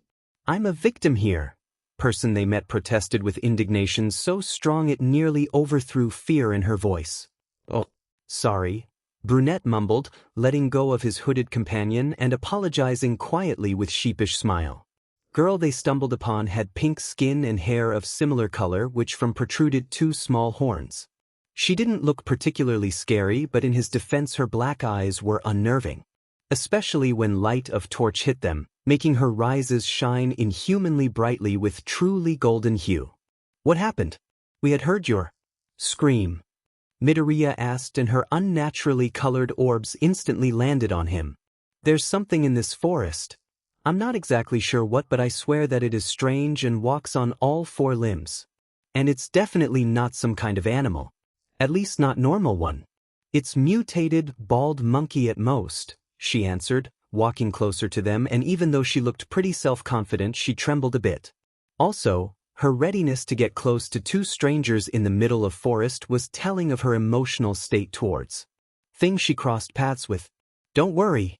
This dude knows how to defeat it, whatever it is," Kirishima said enthusiastically, nodding towards Izuku in acknowledge of his utmost power.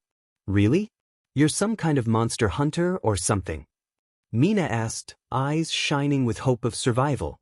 "Actually, yes, that's basically what I am," he answered with small smile. "Oh, that means that we're saved," the girl yelled, throwing her hands up in the gesture of happiness. "And since you're Hunter, who is he? You're his sidekick or what?" "No, I'm poor soul lost in forest and chased by some kind of monster, just like you," was Kirishima's answer, shortly followed by huge smile full of razor-sharp teeth. "Cool. So, you up to being nearly doomed bros who barely escaped with their lives from demoniacal creatures of these woods?" the girl proposed, getting closer to him and getting ready for bump fist she, of course, received. "Sure thing." Happy moment was cut short by rustling in near bushes. After few seconds of complete silence when Mina and Kirishima stayed completely motionless, Midoriya took few, cautious steps forward to meet the incoming danger. He didn't have to wait long for creature to show itself. Entity moved on its all four limbs and had a rather humanoid figure. Skin of strange being was gray, silhouette slim and eyes were strangely hollow. It made quiet sound which could possibly be mistaken as human speech, but even if it made sense to itself, Ijiro nor Ishido had no idea what it was trying to convey. "Stay here and don't move. If Wendigo comes, defend yourself with fire. Its heart is made of ice, so if it gets too close it will melt, killing it on the spot. It may try to scare you into running and getting lost in the forest. Don't let it do that. With this torch you're safe." What are you planning to do?" Mina asked quietly and with sudden insecurity, looking at the hooded boy who approached scary creature with steady pace. The one she was running from not even minutes ago. "Talk," he answered before disappearing behind bushes into which entity retreated. Is he serious?" she asked in whisper yell, looking at Brunette. "This. Something is terrifying. I'm sure he knows what he's doing," Kirishima murmured, although his heart was squeezed uncomfortably tight with fear. "Yeah. He knows what he's doing if he wants to die," the girl yelled, and then she froze. She slowly turned around to look behind her. She heard branches being crushed and It came from completely different direction than the strange creature and hooded boy went to. And it also seemed heavier. She squeaked and hugged her companion when she noticed. The beast before her made completely new definition of word, scary, and instantly overshadowed whatever initial terror she felt toward creature she stumbled upon minutes ago. Is this what we have to defend yourself from with just torch? She whispered and her voice trembled from dread she was feeling. Kirishima only nodded stiffly. He trusted stranger but every part of him yelled at him that he should run. Is this one relatively small flame capable of defeating monster? If it was true, beast wouldn't risk it, right? It wouldn't try to get closer. Two teenagers held each other, and in Ijiro's case also the only weapon they had for dear life while watching creatures slowly circle them. And then suddenly its head turned around to look at bushes where hooded stranger and humanoid being from before disappeared. It slowly made its way toward it. Oh no. It's going there. And we're the ones with torch. What should we do? We need to do something. Mina stated in panic tone, and then she let go of Kirishima. He looked at her not quite comprehending what she is doing as she leaned down to get hold of random branch. Then he watched her, frozen in fear, as she took swing and threw her newly found weapon at monster with all her might. She also yelled, "We are here, ugly face." She managed to hit Wendigo in its head and creature instantly turned towards them and, as it jumped towards them, Kirishima instinctively put forward torch, having no time to think about any other way out of certain death. Entity ended its flight, pushing its limbs, claws, hands, into ground and with pained howl it retreated. Part of its skin started to melt. Oh yeah, that was totally awesome. Mina yelled and then made some more enthusiastic sounds of victory. 1-0 for us. It seems we're a pretty decent team when it comes to survival and not being eaten alive. Monsters should be scared of us, not the other way around. All right. Kirishima agreed, although weakly. His heartbeat was so fast that he was worried one of his most important organs would run far away from him. Also, his nerves were frayed, but it might have been better for him as it made him more focused, and thanks to that he managed to notice the exact moment when Wendigo got angry. More like set off, to be frank. Beast made the worst sound Ijiro had unpleasantry of hearing from it from anything, and it gripped nearby bush, plucking it out of the ground with its roots. What happened next will most definitely stay in his mind forever, coming back in his worst nightmares. Creature threw plant at them and they jumped back with shocked outcries. Mina landed at left and Kirishima on right of massive mess of wood and leaves. What worse, brunette tripped on something, probably some branch or stone, because of his rush dodge and ended on ground without any grace. He barely managed to not let go of torch, which flame faltered for a moment. Ijiro just managed to raise his head when Beast charged at them. Untold, watch out, died on his lips while monster rushed to get grip on Mina, and for an awfully long second he was sure that it's her end. He would watch as Beast mutilated her, unable to do anything. Then something lunged from nearby bushes. Stripe of gray wrestled torch out of his hands while he was trying to process what was happening and buried it deep into Wendigo's chest. With hideous, blood-freezing roar quickly turning into squeak of dying animal, it collapsed to the ground. Most of it body melted. Only skull and antlers remained. Kirishima laid on the ground, uncooperative and unable to move, watching creature that saved them. Entity that Mina stumbled upon. The same beast stranger went to fucked with. It slowly rose from it all fours posture to proudly standing on its legs, looking at remains of hideous monster it just killed. Torch still safely burned in its clawed hands. After a few very long seconds and as many much quicker steps, there was hooded figure beside inhuman entity. Phew, that was close, he murmured with sigh of relief and then directed his words directly at gray creature. Thanks, I don't think I would make it in time. It answered in language that once again sounded human enough but unlike anything Kirishima ever had contact with. He definitely didn't understand it. Yes, of course. And no, thanks for your help.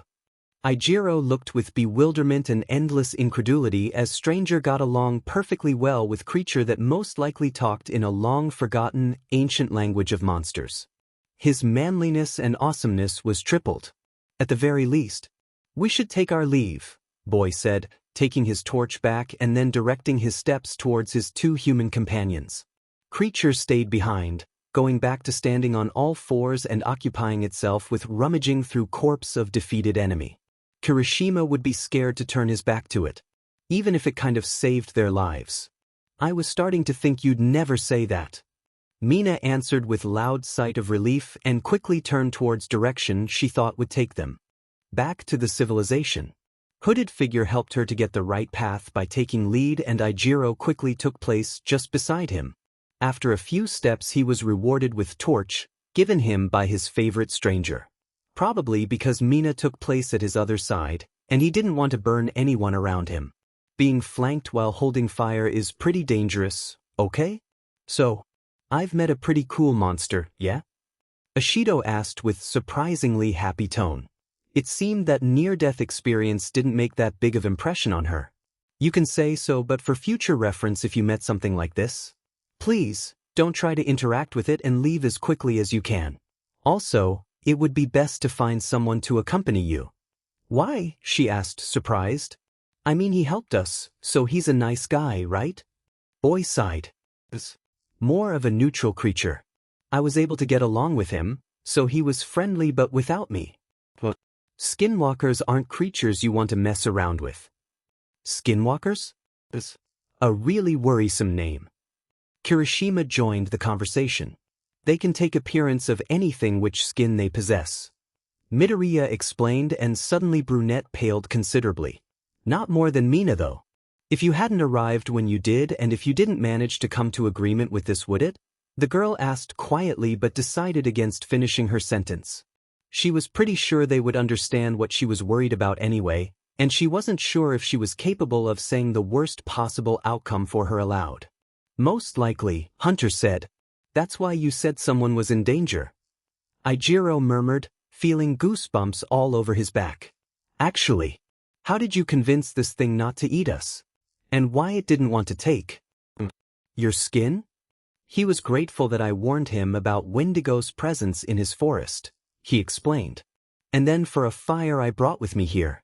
Without it he would have problem with this creature. In fair fight, with no outside help, he would most likely lose and get devoured. Wow, so you indirectly saved his life too, noticed Mina, trying to lift spirits. He came to the same conclusion, the boy answered, shrugging. By the way, what are you doing here?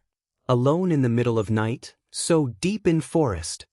You see, I might have, made a bet with my friends that I'll spend hour here, alone. They're waiting for me on the outskirt of forest from the city side, she answered with nervous laughter. Also, I kind of run pretty far when I notice this whole skinwalker. Boy face-bombed his hidden by hood forehead. People like of you die first in horrors, he stated solemnly. Hey, not true.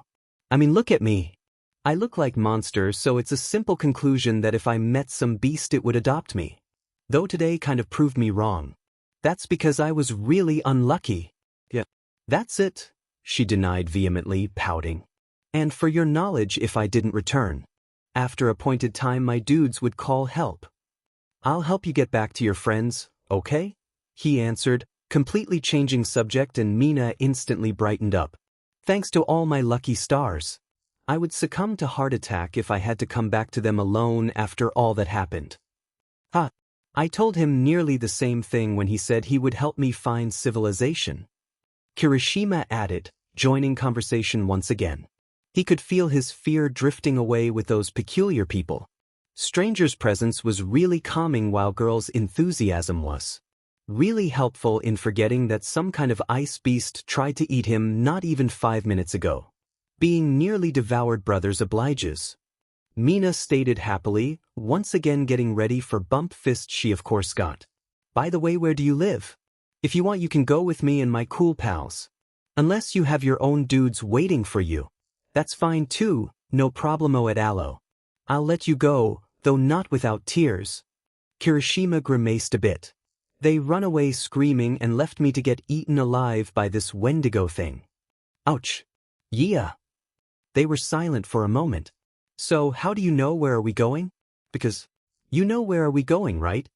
Mina asked, looking curiously at hooded stranger.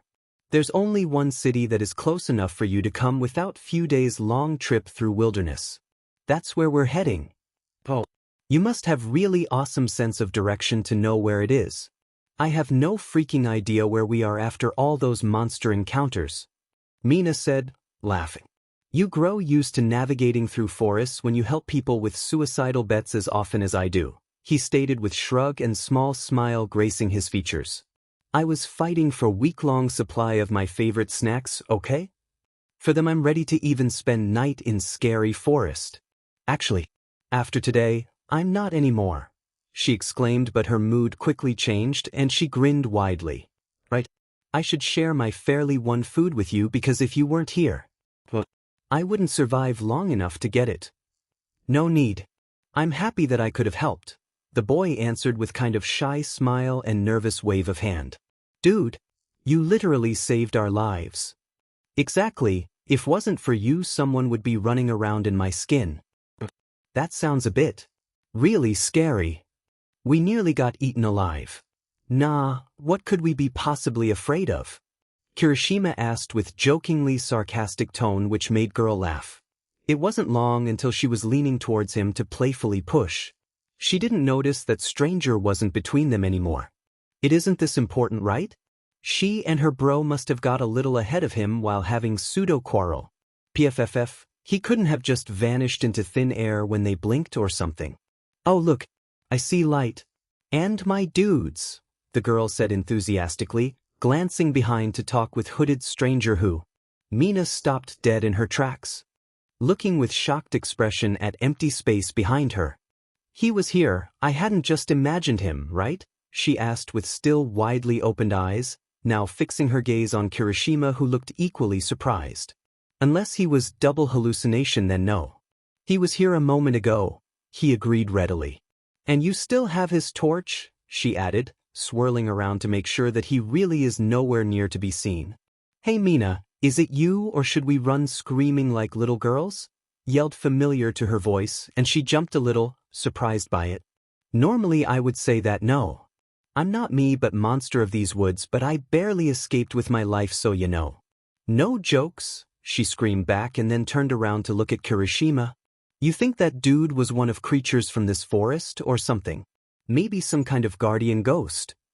Ijiro thought about all information he had about him and I wouldn't be surprised, he murmured, deep in thought while girls slowly started walking towards her friends. He quickly followed. It wasn't long before they were within group's reach and Mina launched herself into making sure he knew everyone. She introduced him as her bro who like her barely escaped being devoured alive by this wood's beasts. Most of the bunch was rather skeptical towards her story. Sure, they looked more into it when Kirishima agreed that everything she said had really happened but it was still hard for them to believe that something like Wendigo or Skinwalker existed. Even the existence of mysterious savior was a huge question mark in their books. What more? Ijiro and Ishido finally learned their nearly eaten alive bro name. They also learned that they don't live that far away from each other. Perhaps Brunette lost a pretty big group of friends this day but was their friendship worth anything if they left him behind so easily? Instead, he had great pal that would definitely not do this to him. What more they shared this amazingly strong bond of, we survived, though barely, and nearly as powerful, we both know about the existence of mysterious boy from forest that saves buttes of idiots like us. Ijiro really hoped that he would be able to meet hooded stranger again, though preferably in less intense situation.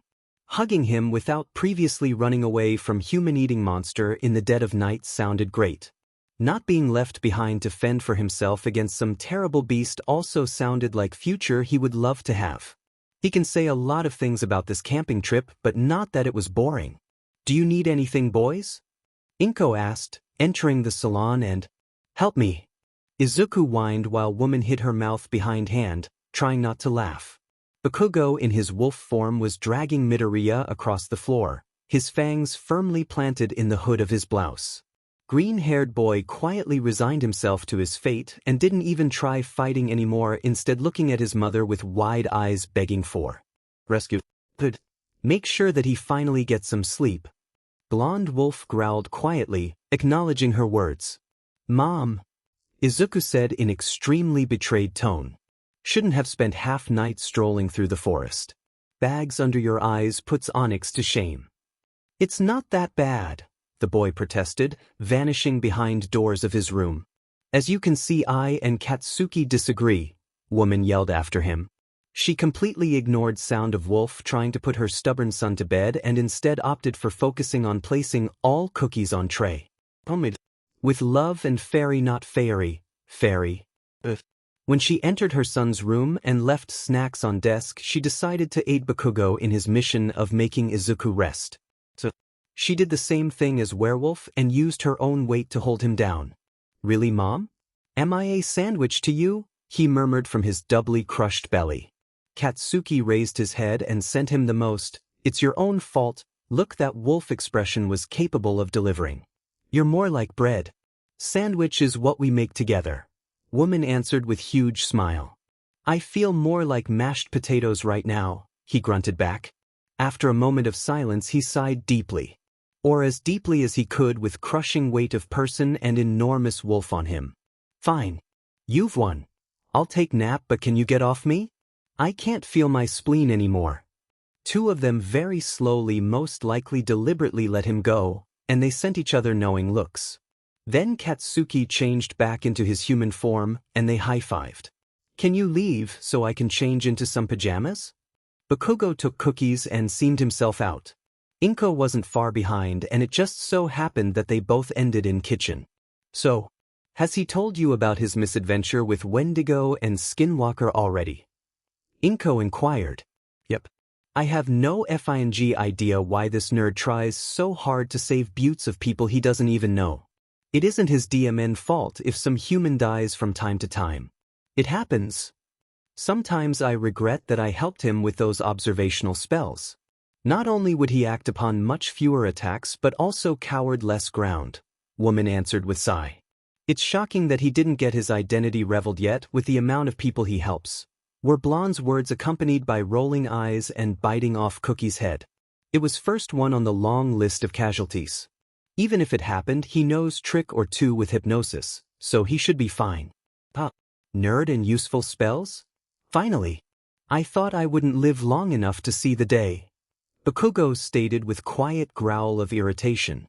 Patience, Katsuki. Magic is a vast domain and in our case especially complicated. Aren't you the strongest type of witches? He asked with furrowed brows. Indeed we are, and that's why Izuku needs time. Mastering something so powerful isn't matter of night or two. I needed decades to refine my skills. Who would want to wait that long? We, it seems. Witches are strange, strong but if-ang bizarre, was Bakugo's final conclusion before he got up. I'm going home. Relay something to that old hag? Noni though. You can tell her to visit me more. Same sheet as always.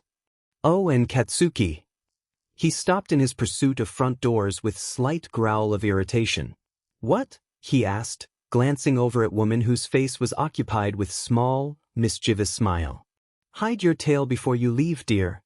Bakugo became as red as tomato and with boisterous, I know, rushed outside, beforehand correcting stupid and obvious error in his detransformation.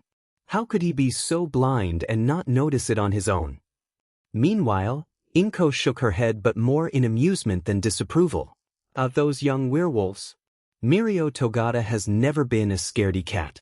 He was always brave and confident. He was a courageous young man ready to become the best hero this world has ever seen.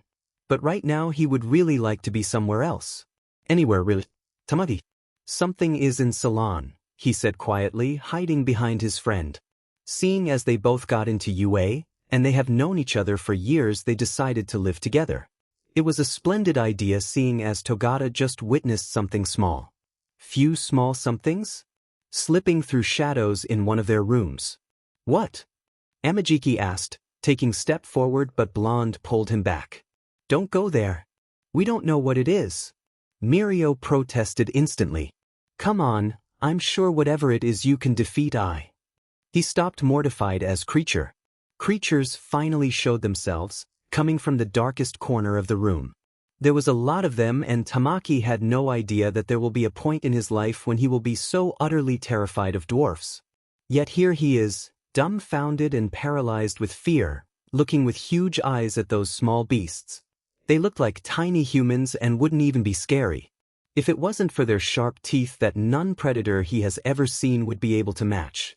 Their fangs were extremely pointed and seemed fully capable of biting off bones within seconds. And minimal effort. What is it? Slipped out of his parted in shock lips while one of the creatures started walking towards them with low growl. Its pace was slow, but with every step it got more confident and sure of its victory. The rest followed its leader. Gnomes. I thought they were only legends.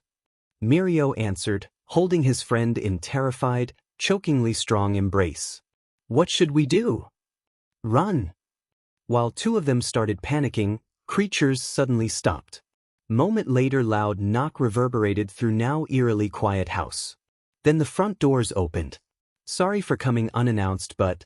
Stranger started but halted his sentence when he noticed situation before him.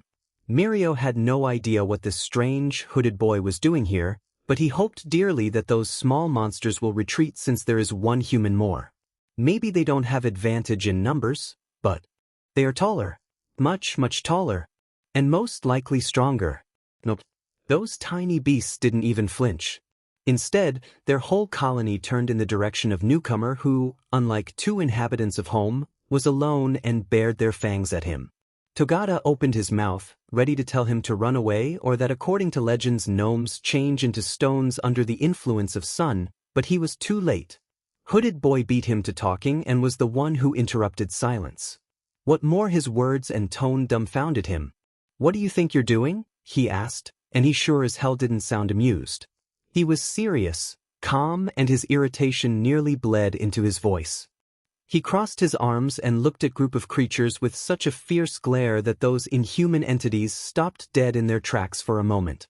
And then one of them made few growl-like sounds. It isn't your house. Maybe previous inhabitants let you stay here, but now this place has new owners, and if you want to keep on living here you should talk with them instead of trying to intimidate them. Boy answered curtly. Is he? Tamaki asked quietly, looking at equally dumbfounded Mirio. Scolding them? Blonde finished question, wondering who exactly this hooded boy is. Two of them jumped when the creature on the front rushed forward, baring its fangs, ready to pounce at stranger whose reaction was crouching down. His eyes were now on height of entity which backed down at last second with hiss. You're not going to achieve anything acting like this. I will throw you outside and that's it? Were boy's stern words, and sure, Tamaki couldn't see whole expression of stranger, but he was pretty sure that it showed ultimate, you start cooperating or I'm throwing computer through window, young man. Gnome on the front growled something and then his arms shot up in the gesture of irritation and mute. So what I'm supposed to do? I don't care if you've lived here decade, 2 or even 3. It's human house. For a moment everyone was silent while stranger stamped his feet rhythmically on the ground with irritation, seemingly waiting for something. After a while and loud snort from leader Gnome, whole group turned toward them, but they were different. Expressions lost their predatory animosity, teeth lacked their sharpness and looked pretty human. Now they looked like dwarfs from Storied for Children. Minus pointy hats. We apologize deeply for our prior behavior. We were scared because we have lived here for years and if threw us out we would most likely got killed by the first rays of sun. The gnome on the front explained, and Brunette wasn't even embarrassed about his jaw figuratively hitting floor. Oh, I understand where you are coming from. You should have started with it. You gave us quite the scare back there. Mirio spoke, suddenly getting back all his confidence. Small, bloodthirsty monsters from nowhere were terrifying. Dwarfs scared of death? It's a completely different matter. Also, if someone needs help, Togata isn't the one to turn them down. He would never do that. After all, he decided a long time ago what kind of hero he'll be. He's going to become Lemillion, and he won't rest until he saves at least 1 million POP creatures. So you're not going to throw us out? Gnome on the front asked untruthfully and with a rather big surprise. How could we leave you for certain death? We're heroes in training. Mirio stated energetically, putting arm on Takami's shoulder. Amajiki still was scared, but now for a different reason. He was terrified of the sheer number of living beings occupying his salon. Ignoring mysterious stranger, there was at least a dozen of dwarfs. Triple it. Why isn't his anxiety limited only to humans? Oh. No, murmured and then bowed deeply before continuing.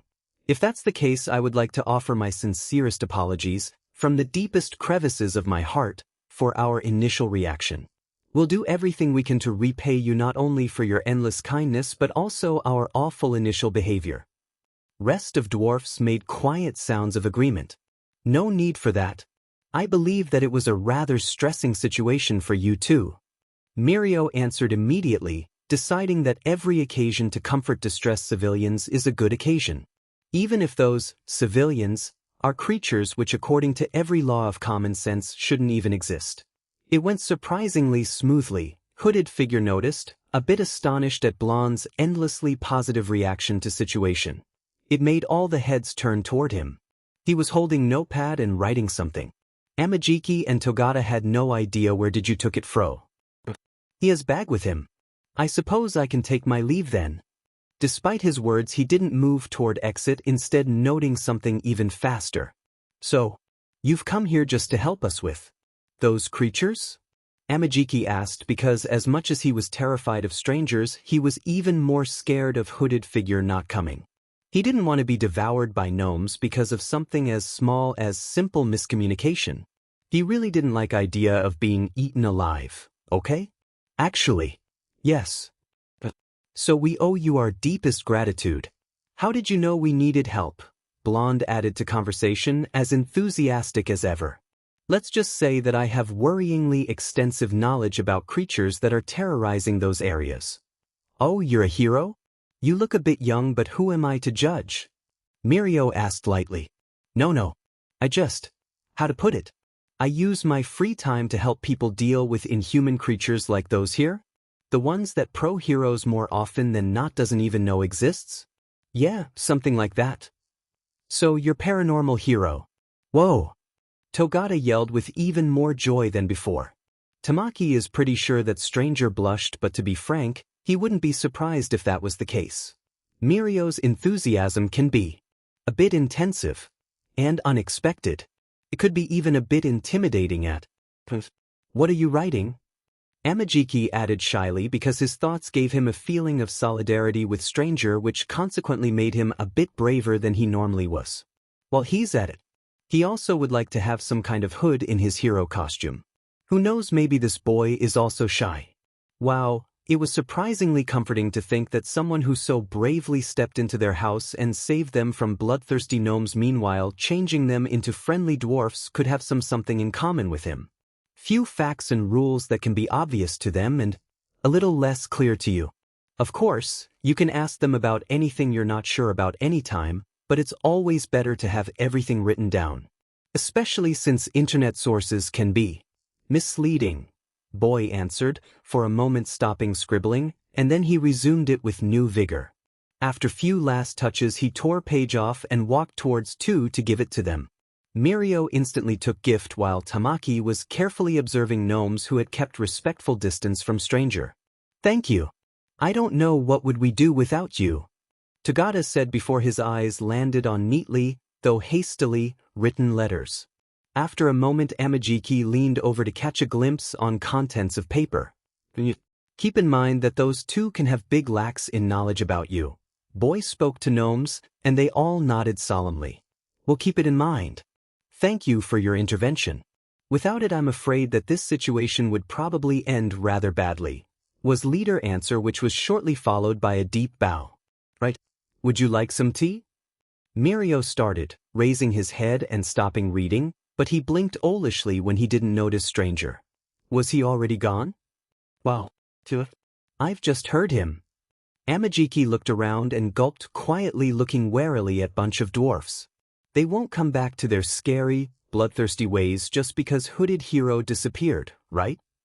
So, wanna decide who is going to do which chore? Tamaki looked incredulously at dwarfs screaming and yelling over each, choosing between washing, cleaning, vacuuming. A lot of things.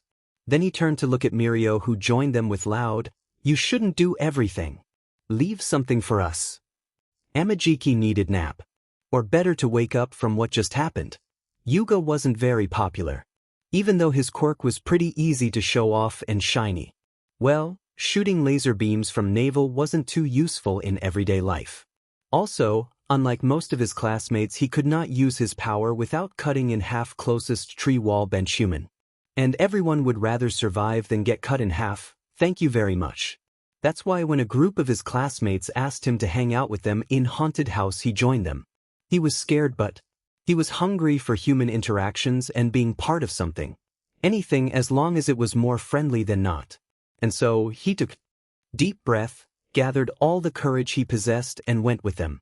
They left him behind. Laughing and yelling later, they most likely tried to scare him, but on their way back they made each other laugh. Taking pretty much all of their spooky, scary credibility, they walked away, closing doors just before his face. When he opened them, they were already gone, and he was alone on the old staircase looking at endless darkness. He stared right back. He listened in shocked terror, which immobilized him as their voices grew louder and louder until they completely disappeared. And was it a creak? Is there something above him? When he was with them he could do this, but now, on his own? He crawled behind first wardrobe he had found and curled up into miserable ball of pain. He hugged his head to his knees, crying quietly. Not just because he felt betrayed. He also was terrified out of his mind. He's alone in this scary, dark house. What if someone finds and hurts him? What if some kind of murderer will come here and kill him?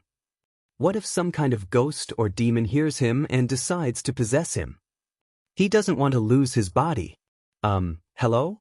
Is everything all right? I heard crying. Yuga became completely still, scared of unfamiliar voice, but after few seconds he relaxed a bit. He didn't know who it was, but he sounded genuine. As if he really was worried. Unlike ghost, demon, or psychopathic killer on the loose. Here. Yuga sniffled out quietly, though he was pretty sure that stranger didn't hear him. He was mistaken. Moment later there was someone's figure leaning over him. Aoyama flinched, disturbed by the fact that person was hidden beneath hood. It hid his hair and casted an ominous shadow over his eyes. But he instantly felt much better when stranger smiled. To us. A really warm and friendly gesture. Someone who would want to hurt him surely wouldn't be capable of such a nice expression, especially with only half of face visible. Or at least so he hoped. Are you okay?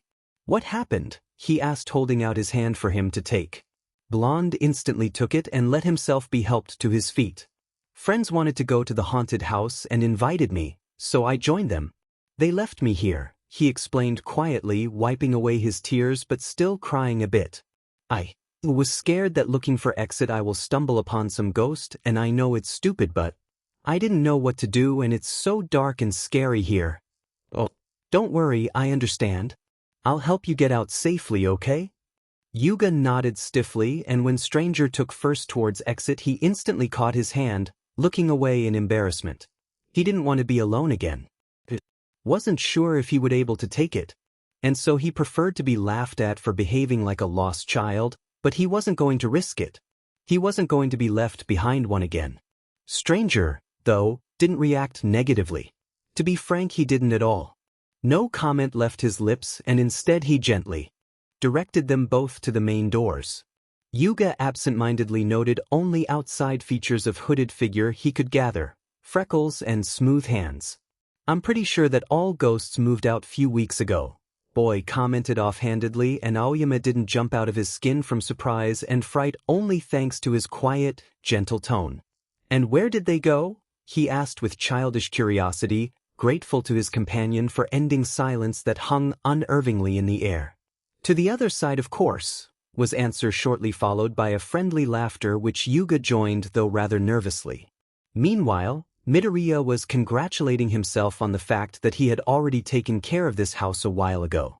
Ghosts that resided here weren't particularly aggressive but could be territorial. Thanks to all his stars that he didn't have that much work with helping them come to terms with their lives being irreversibly over. They let themselves be helped and finally were free. If you don't mind me asking, what are you doing here? You were also with friends? You've come alone or? Yuga asked shyly. No. I've seen some whippersnappers leaving this house with a rather suspicious laughter. I decided to check if they didn't try summoning demons or something. In Aoyama's eyes his words were a joke. In his own? Not really. I'm really happy you did it. Otherwise, I'm not sure what I would do. Conversation ended when two of them came face to face with doors and then finally found themselves outside. They could take deep breath of fresh air and there was not much more to do than simply leave house behind. Stranger untangled his fingers from surprisingly strong hold of Yuga only when they descended the stairs and ended on the sidewalk. Once again, thank you Manami. It was a really awful situation for me. Aoyama stated, laughing nervously and trying to act tough. Or at least self-confident. No problem. I'm happy I could help. Midoriya answered with smile and then turned around, ready to leave. Or vanish. Depends on whatever he gets opportunity to do so or not. Wait. Izuku stopped, looking back at Blonde who nervously twiddled with his fingers. You look like a nice person and... Can I be your friend? Aoyama blurted out after a pretty long battle with himself, looking away. Would love to but you see. Midoriya started but stopped with deep sigh, seeing Blonde's crestfallen expression. He looked like his heart just shattered into a million tiny pieces. I want to stay anonymous, but if you give me your email we can be friends online. Suddenly Yuga's head jerked up and he rushed toward him. Within seconds, he was holding both his hand in powerful grip of infinite happiness. Sacred Blue. Really? I mean. Do you have something to write on? I don't want you to forget it and... Yuga stopped when Midoriya freed one of his hands and took out notepad from his bag. Seconds later he offered him it with pen which Blonde took with extreme joy. Not long after one of Page's corner was anointed with amazingly decorative script. Eclat? Midoriya asked, reading more like trying really strange words. It's in French. It means shining soul. Yuga answered with slight blush, giving notepad back to its owner. Oh, sounds interesting. Midoriya praised with huge smile. And if you want to you can keep this pen. As memento of sorts. Really? Bon merci, Blonde answered and the way he hugged this small, insignificant item assured Izuku that this was the right thing to say and do. So, write to you soon. Stranger said and with final wave of hand started walking towards his destination. Yuga watched his back with huge smile, holding pen close to his heart in strong grip. It assured him that it really happened. Even when the nice boy disappeared behind the corner. From that point on Aoyama wanted to be a hero. He wanted to help and support. To chase away fear as hooded figure did for him. Shinso Hitoshi knew who he wanted to be even before the world began its rant of how quirks like his are evil, wrong and whatnot. He wasn't going to give up though, quite the contrary actually. Their words made his determination stronger. He wanted to show them that power isn't everything and the ability you are born with doesn't decide your fate. You do. That's why when he noticed a crying girl in otherwise deserted playground, he decided to come closer and check what had happened. True that he wasn't the mastermind of human interactions but, well, it's hero's job to help when something is wrong, right? It was going fine. It turned out that she lives near though she didn't tell him where exactly, not that he was surprised. He's a stranger to her after all and she decided to visit this playground. She cried because she lacked company. And she also fell from swing and had scraped knees. What a poor little soul. Shinso talked with her for a while and she calmed down. But who would have thought? Such a surprise that after all those years of being terrible with children he suddenly isn't. Strange things happened when he was ready to leave. Can you give me your name? She asked looking at him with her huge, inhumanly golden eyes. Sure. Shinso Hitoshi. He answered and it didn't even take a minute for him to realize that something was wrong. In first few seconds when she happily clapped her hands, everything was all right. But suddenly her smile was bigger. It was unnaturally huge, outstretched nearly from ear to ear. And her amber eyes shone maliciously. You gave your name to me so you're mine. Forever, she told him and for some reason it made him shiver slightly. It doesn't work like that. He tried to deny her words, but she ignored him. Come, she commanded, and he listened. He didn't want to. He was going to turn around and walk far away as quickly as humanly possible without running, because suddenly he knew with every fiber of his being that something is really, really wrong.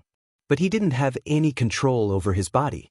In his moment of terror, there was this awful though that flashed through his mind. Is this how his quirk feels like to other people? Girl led him to the forest, and when first branches broke under his feet, his horror reached its peak. He had to do something and do it fast. He had no idea what was going on, and he didn't even want to know, to be frank. He just wanted to go back home. You humans are so naive, accosted. Who exactly is she? Is she even a human? Seeing what she just said. Most likely no. What are you? Slipped out of his lips, and he was surprised that he could talk. How is it that he can't control his body but can ask questions? What exactly is her power? If you weren't such an ignorant, you'd already knew. Your name gives me power over you, so what else can I be? She answered with laugh, and then she suddenly stopped dead in her tracks. So did his body. Her expression changed from that face-splitting grin into discontent. She hissed, and Shinso looked with shock as her body grew. Within seconds, she wasn't this little girl with scraped knees he tried to console anymore. Instead, the creature standing before him was a slim woman with hair as golden as her eyes. But the most unnerving part were those long, dragonfly-like wings shining in all colors of rainbow every time sun touched their surface. She didn't look like entity from this world. She looked otherworldly, and that made panic that was already swirling inside of him grow even more powerful.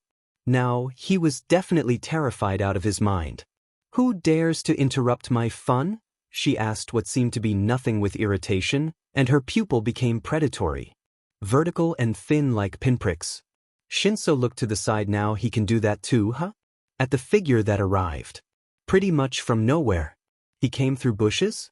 From behind the tree? How came they haven't noticed him sooner? Kidnapping people shouldn't be pastime activity, newcomer said with deep sigh. It seems stranger is here to rescue him. Thanks to all his lucky stars. Now all he has left to do is wait.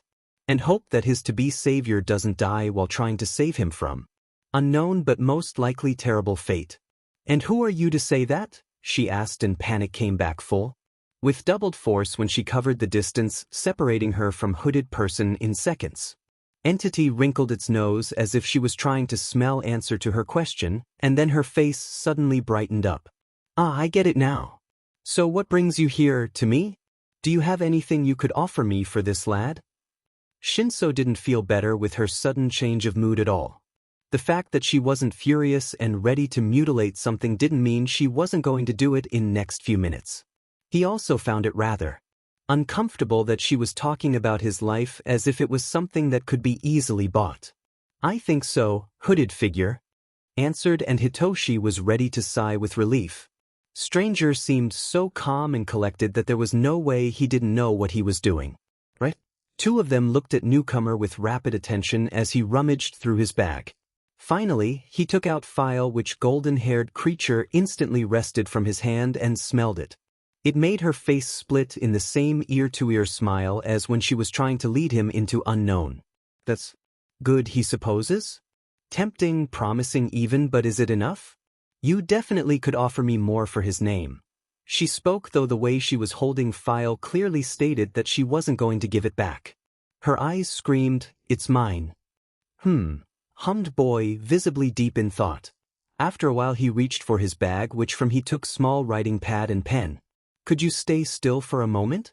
Her eyes gleamed with content, and after giving a curt nod she listened to his request. Shinso fixed his eyes on her nearly statue-like silhouette and then on fast but full of practiced precision movements of the pen. After over a dozen of minutes that could be as well hours for him, stranger stopped. He put down his writing instrument and then torn out page from his pad. He gave it to golden-haired woman who happily accepted object. I like it, she nearly purred and then reached out her arm. I can accept this arrangement. They shook hands and Shinso flinched. Her smile. She seemed ready to devour someone's soul. Shinso Hitoshi. I give this name to you, she said in grave serious tone. I hand you this magical concoction and portrait. he answered in equally solemn voice. Then he let go of her palm. She turned around, ready to go, but before her silhouette disappeared behind the closest bushes, she looked back one more time. Tell Inko to visit me. I haven't seen her in decades.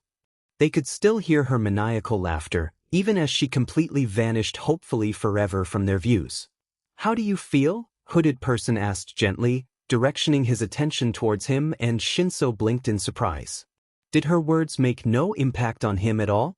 From what he gathered, names had huge value and could be used pretty much as weapons by her, so this Inko person could be in big trouble. Traumatized but unharmed, he answered in his typical tired-of-life tone. Oh, would you like some tea? Hitoshi knew that he shouldn't trust strangers, especially those suspiciously hooded in the middle of forest, who just confronted without any hesitation. Creature that most likely is going to show its not-so-ugly face in his nightmares. The thing is that at that very moment he was more existentially tired than even before in his whole life. And that's a pretty grand achievement.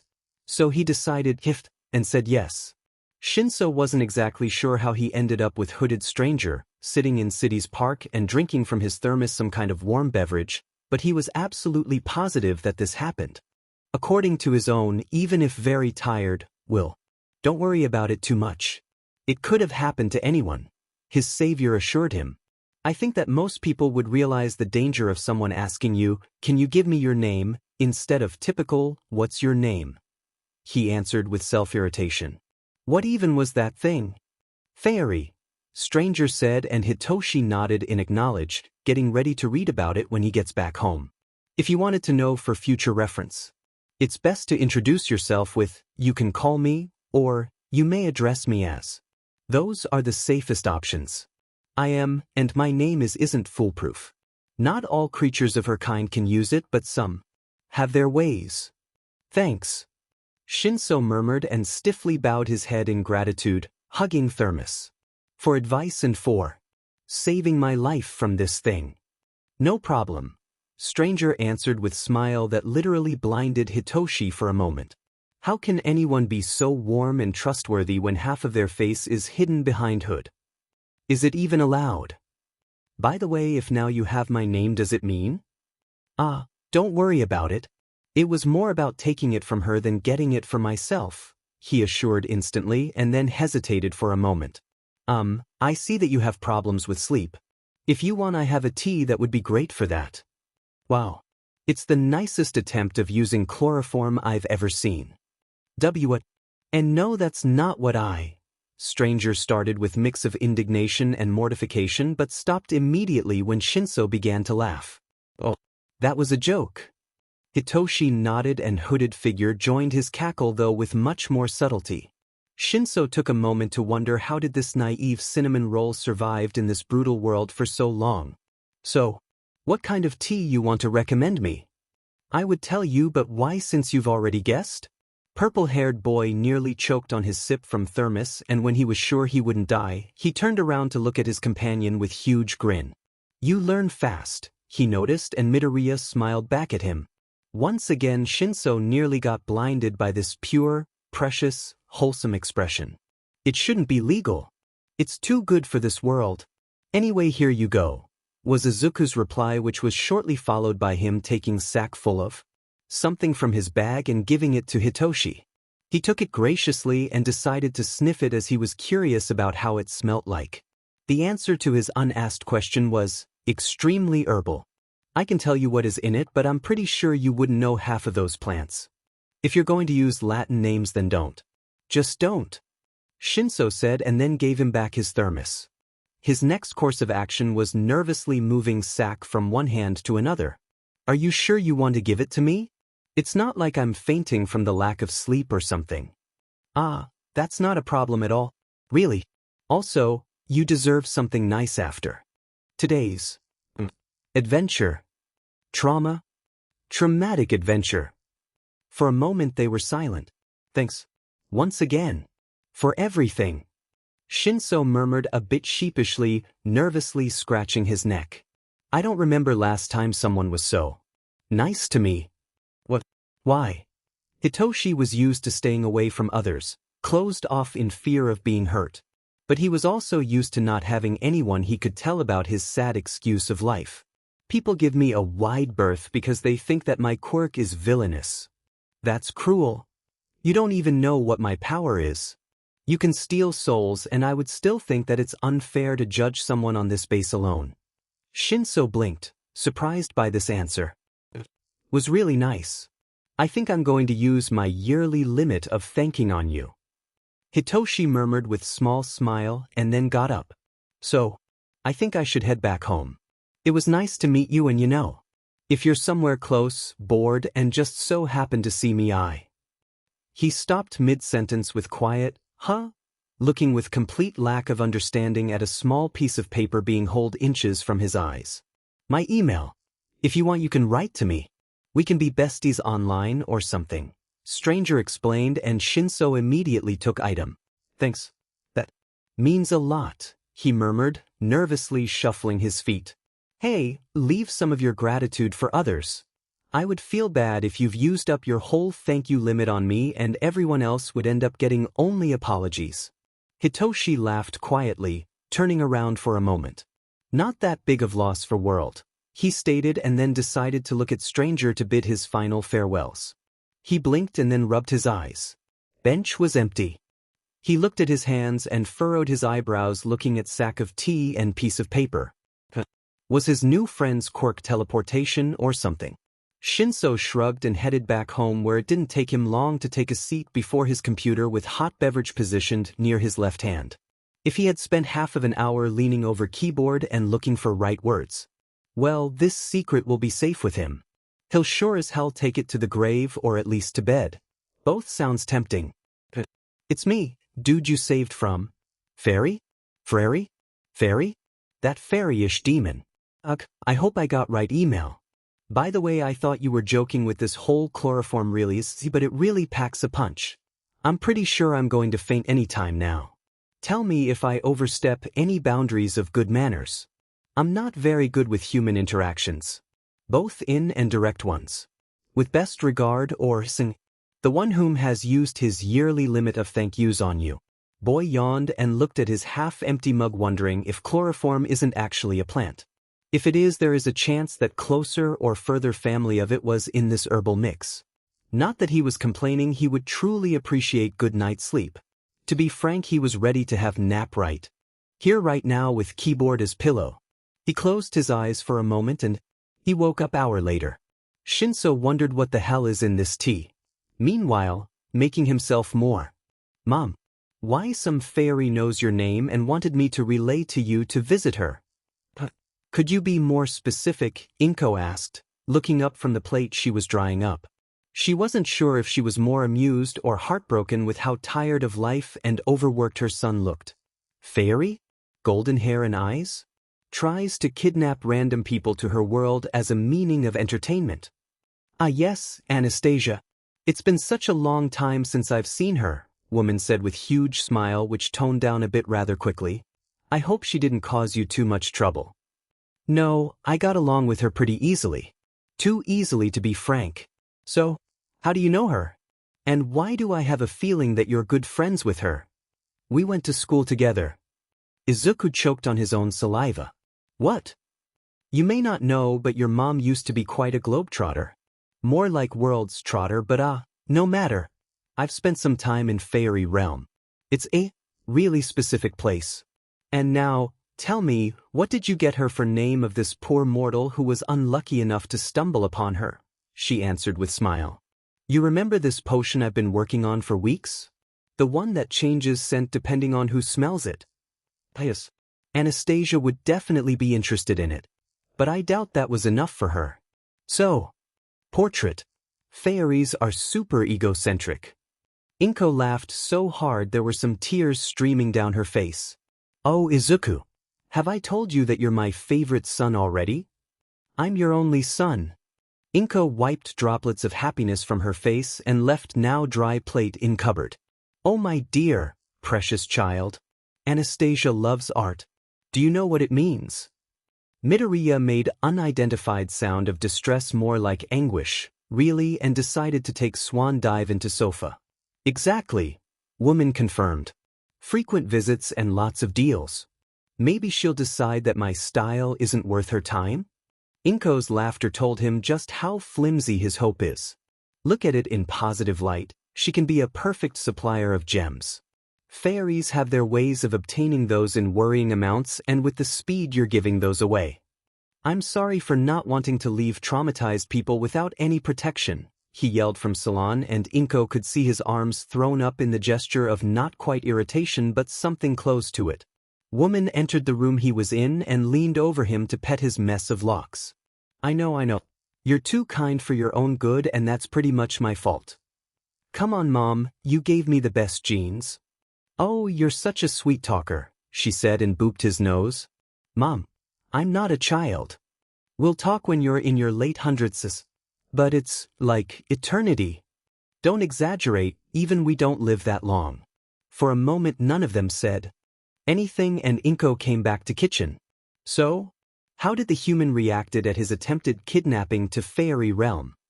Izuku rushed to sit instead of lying and looked at woman from the backrest of sofa with huge smile. Pretty well actually. We'll be online friends. Inko shook her head with heavy sigh, but her upturned lips betrayed her fondness. He cried and yelled and begged and run and paused and nothing. Forest was quiet. Always so terrifyingly empty and endless. No matter how hard he would try to get away from it. He was sure that he had been stumbling through thick bushes for years, but in this place time was different. When he first got here he was a teenager, but right now he was smaller.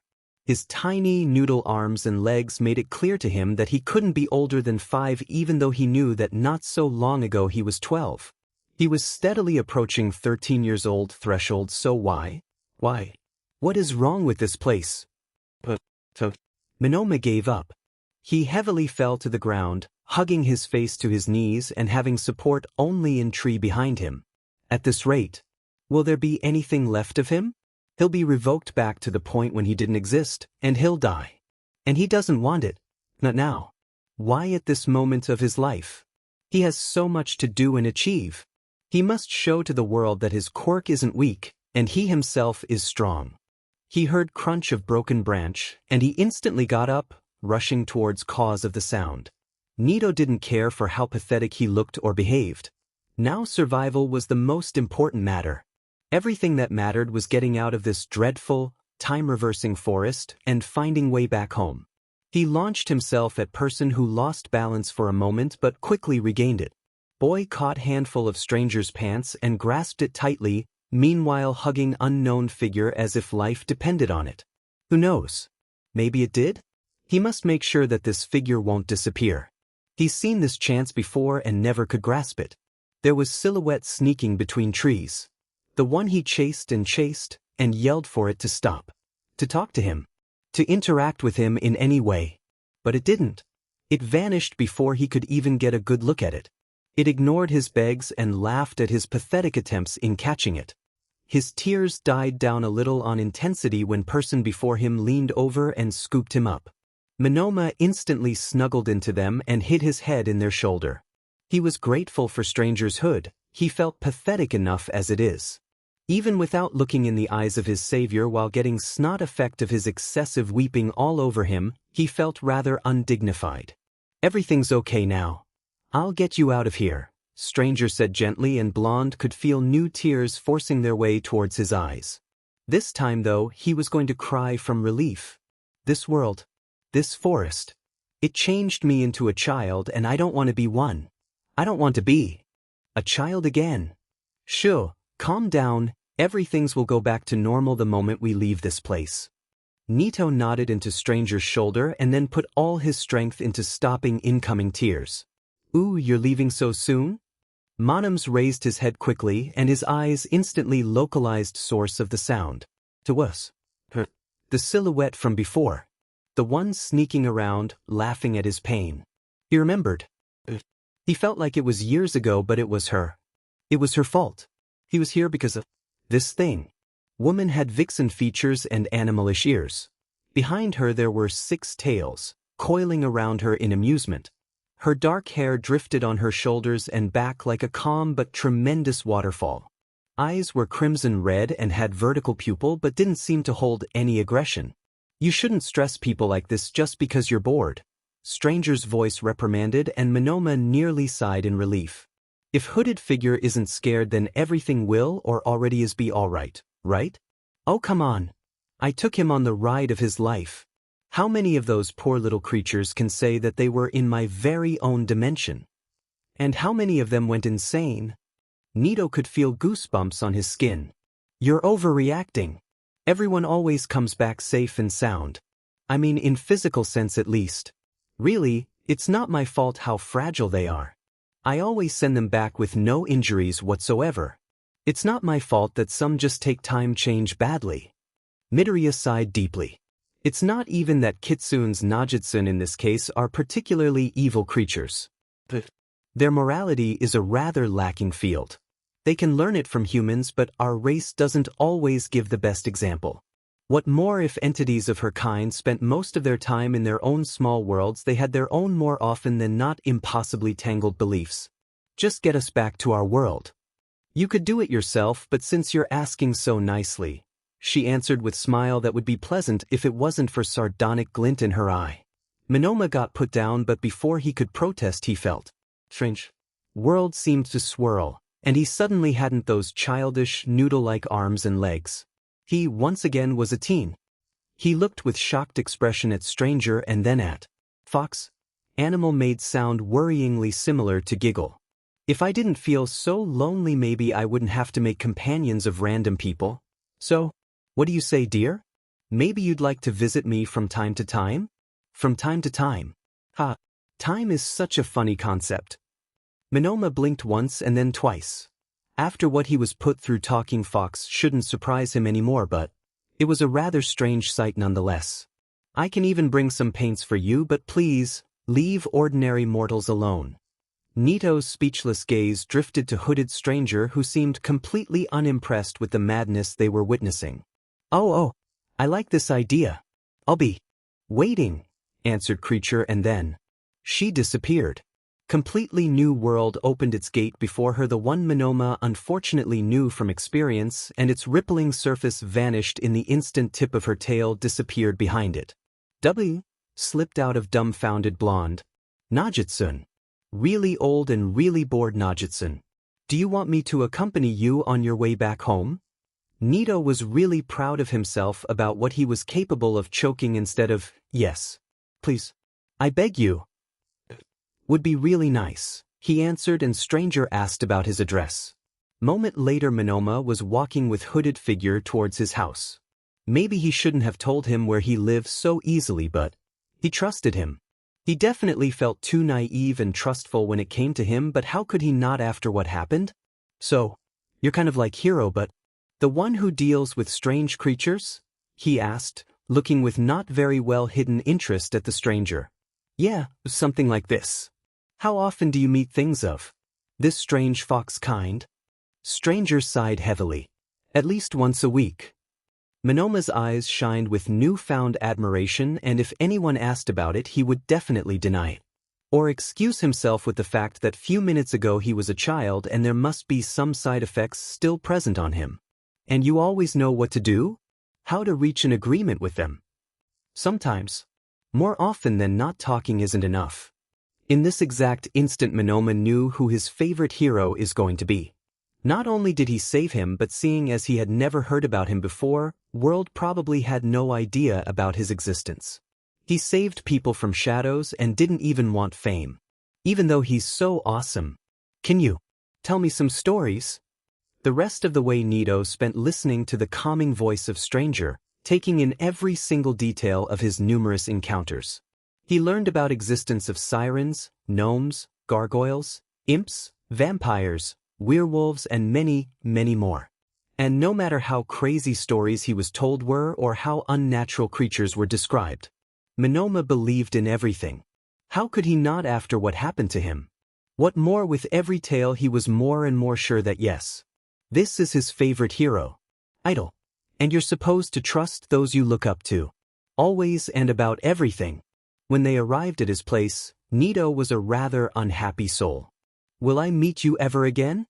He tried to sound nonchalant but He might have not succeeded, but only by a little margin. Why not? Stranger answered before holding out something to him. Monoma took item from his hand, looking at it with easily noticeable interest. It was a green agate on the twine of the similar color. It seemed to be a bracelet of some kind.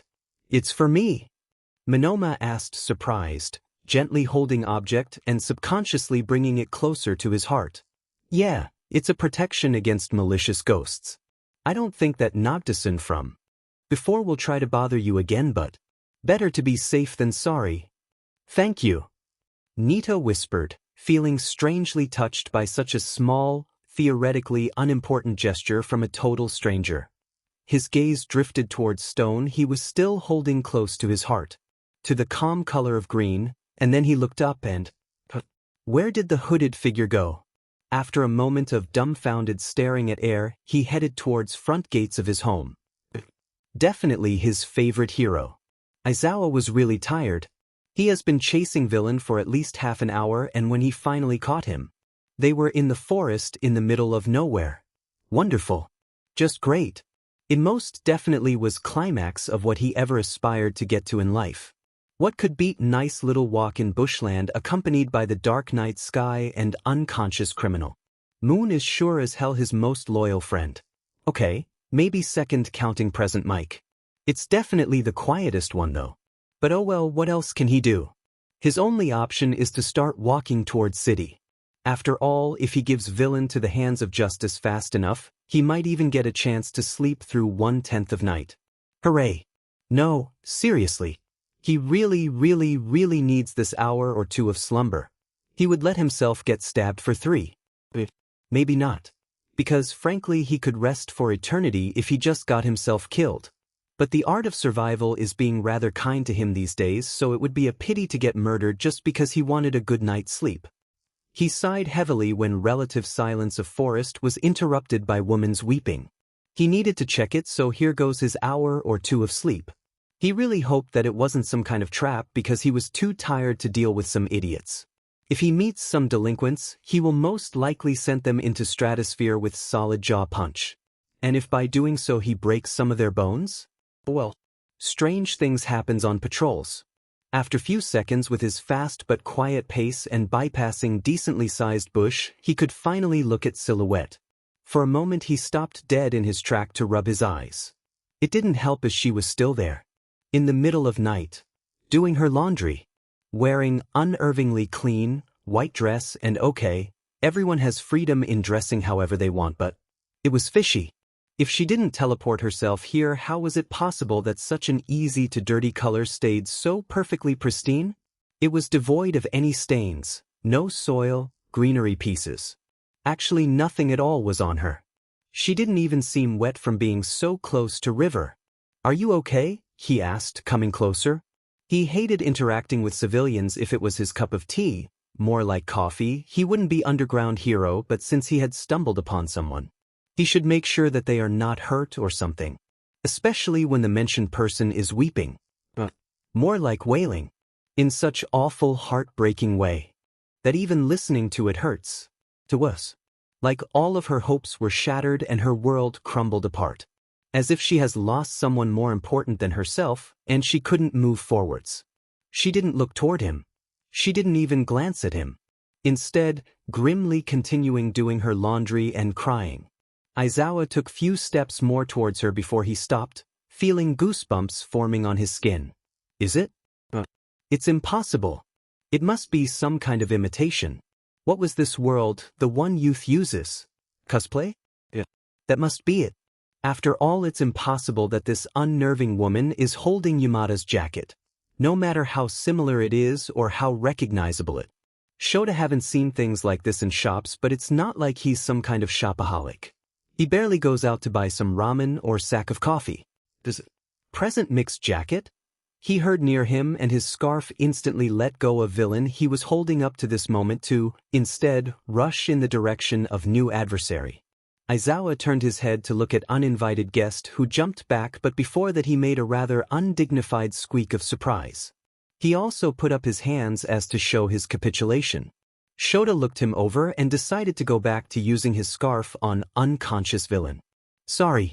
I didn't mean to startle you, stated hooded figure instantly, but Aizawa had better things to talk about than listening to apologies.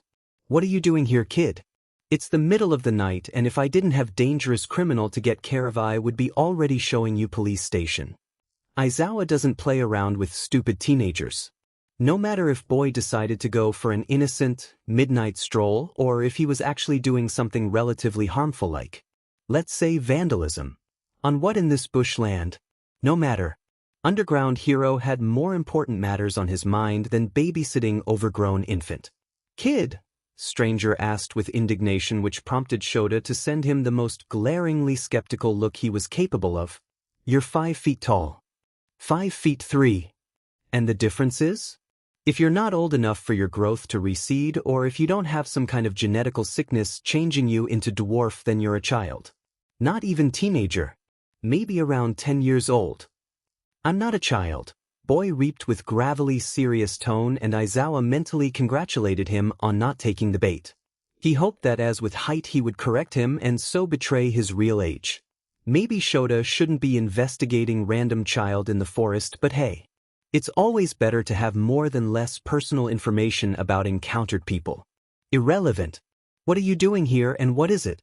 If it's some kind of joke. Aizawa started in threatening tone but decided not to finish his sentence as to add more severity to it. Moment later he glanced at weeping woman since her wailing seemed really quiet all of sud. Of course. She vanished without a trace. Typical. It's Banshee and I'm here because I wanted to warn you about her. Boy stated, and Aizawa was nearly impressed by how serious he sounded. If he wasn't a child he might have even believed him. In some small extent. Banshee? Brunette asked with skeptical expression and furrowed brows. Hooded figure nodded grimly. According to beliefs, she shows herself to people who are going to lose someone close to them. She usually washes clothes of the person that is going to die, weeping about it. It's a warning. It's a superstition. Aizawa answered instantly with deadpan expression. Really, kid, if you're going to play some dumb tricks with your friends, do it on someone less busy. I'm professional hero and I have more important mat. I know you're a hero, the boy interrupted him. He sounded a bit irritated now. Eraser head. Underground hero who can erase quirks. And Banshee was washing present mixed jacket. Even if you don't believe in such things. It would be wise to stay extra vigilant in upcoming week. Warning, you got may be your only chance to save him. He didn't like goosebumps forming on his back one bit. That's enough. You're coming with me to police station and I'll talk with your parents about stupid pranks. Aizawa decided with enough irritation to snarl, trying to catch hooded boy by his shoulder. Kid jumped back with surprising grace and then retreated towards forest. Death is not something to joke about, he said in tone that showed much more experience than anyone his age should possess. Then he run away. Shota cursed under his breath and with few quick steps he leaped through bushes. Stranger disappeared behind. Of course, he wasn't there anymore. And Aizawa couldn't care less if boy's quirk was invisibility, teleportation, or if he just climbed on some random tree. He was too tired for this. He was too tired for anything, to be honest. He glanced at a still unconscious criminal he had to yet give in the hands of justice and took deep breath. He needed coffee, sleep, or both. Eventually coma. He didn't believe in such things as ghosts, phantoms, demons, or God knows what else. In the world of quirks, it more often than not was some brat using his power to bring legends back to life. But when he lied down, ready to fall asleep, he could still hear this awful wailing. That's why even if he took kid as at the very least partially crazy, he stayed especially vigilant. His transmitter was beside his bed, turned up to the maximum volume, and he himself decided to give up on wearing any kind of pajamas or having any hope for good night rest in this week. He was ready for action at any given time. Present Mike was extremely irritating, but he was one of very few people he cared about. Life without him definitely would, but quieter, but also empty in some very important sense. They had been friends for such a long time that they were more a family now. Blonde man was like frustrating child you would threaten with adoption most of the time, but in the end you cared. A bit. A lot. Enough to put your life on the line. When on the third day he got SOS signal from Present Mike, he got up in blink of the eye and within second was behind window. He didn't even close it behind him. He was running at lightning speed because what was the chance that something would happen now? That after this whole Banshee's warning thing, Present Mike would be in such huge trouble that he would need to call for backup? Shota reached the place fast, but was it fast enough? Average person would most likely stop dead in their tracks thanks to terror of scene happening before them, but he was not such a thing. As a professional hero, he has seen things, and so he didn't succumb to fear and didn't waste any time. His scarf weapon shot towards enemy without any delay. Creature looked worryingly lot like Granny but could as well be a demon. Her white hair were in disarray, clumped together with abundant amount of blood. Scarlet liquid was also streaming down in red rivulets down her chin. When she noticed intruder, she exposed her soiled with life-giving crimson teeth. Fangs? Then she jumped away from attack at speed that definitely shouldn't be possible for someone looking as old as her. Present Mike was laying on the ground, unconscious and with profusely bleeding injury on his side. Yamayuba. Two heads turned in the direction of alley placed behind demonical woman. Aizawa's eyes grew wider from shock as he recognized familiar figure of hooded person he had met few days ago in the forest. The same one who warned him about true meaning hidden behind Banshee's laundry. Brunette was ready to with quiet curse throw himself at creature the same moment it tried attacking this stupid kid. Instead, he stopped dead in his track when the woman didn't react with any kind of hostility. She didn't bare her fang-like teeth at boy like she did towards him. What she did, though, was hunching like kind, little granny touched by helplessness of old age. What worse, she dared to smile warmly. As if she could fool anyone. As if it was possible for her to hide blood she spilled with just an expression while red liquid still hung to her face and hair. "Oh, sweetheart, help this old lady, won't you? My dinner was interrupted by this brute," she complained with tone perfectly tuned with what old, decrepit people used. Aizawa could feel creeps going through the back of his neck and spreading to his spine. What she said. He felt sick. There was something wrong with this woman. Very, very wrong. "Yamayuba, this isn't your area. And you shouldn't attack innocent people," the boy answered, and to Aizawa's terror took few steps closer to this dangerous woman. Thing? Despite his own fear, Shota rushed towards too, not going to let another person get hurt, but he had to jump back when her hair took form of snake which nearly bite his face off. If it wasn't for his experience honed through years of being underground hero, he would most likely get gravely injured. How impolite. "Don't interrupt us," woman croaked out, turning her head towards him for a moment.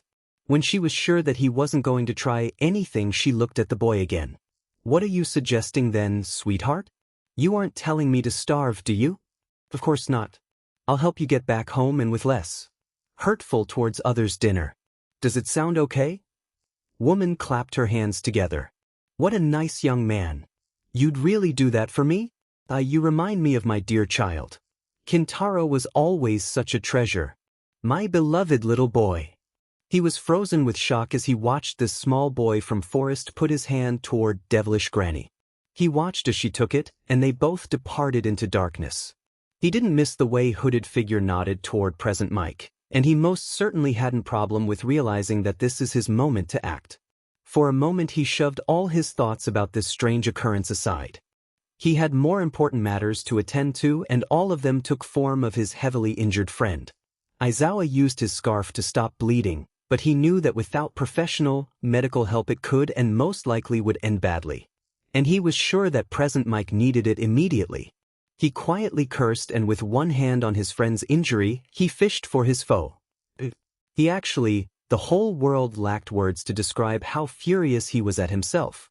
He assumed that if something really happened, he and his hero costume would be enough to help. He didn't take into account possibility of him also needing someone's assistance. Also, he hadn't snatched his phone on the way here because he was too focused on SOS signal from Present Mike. Getting to him as fast as humanly or even inhumanly possible was his only concern.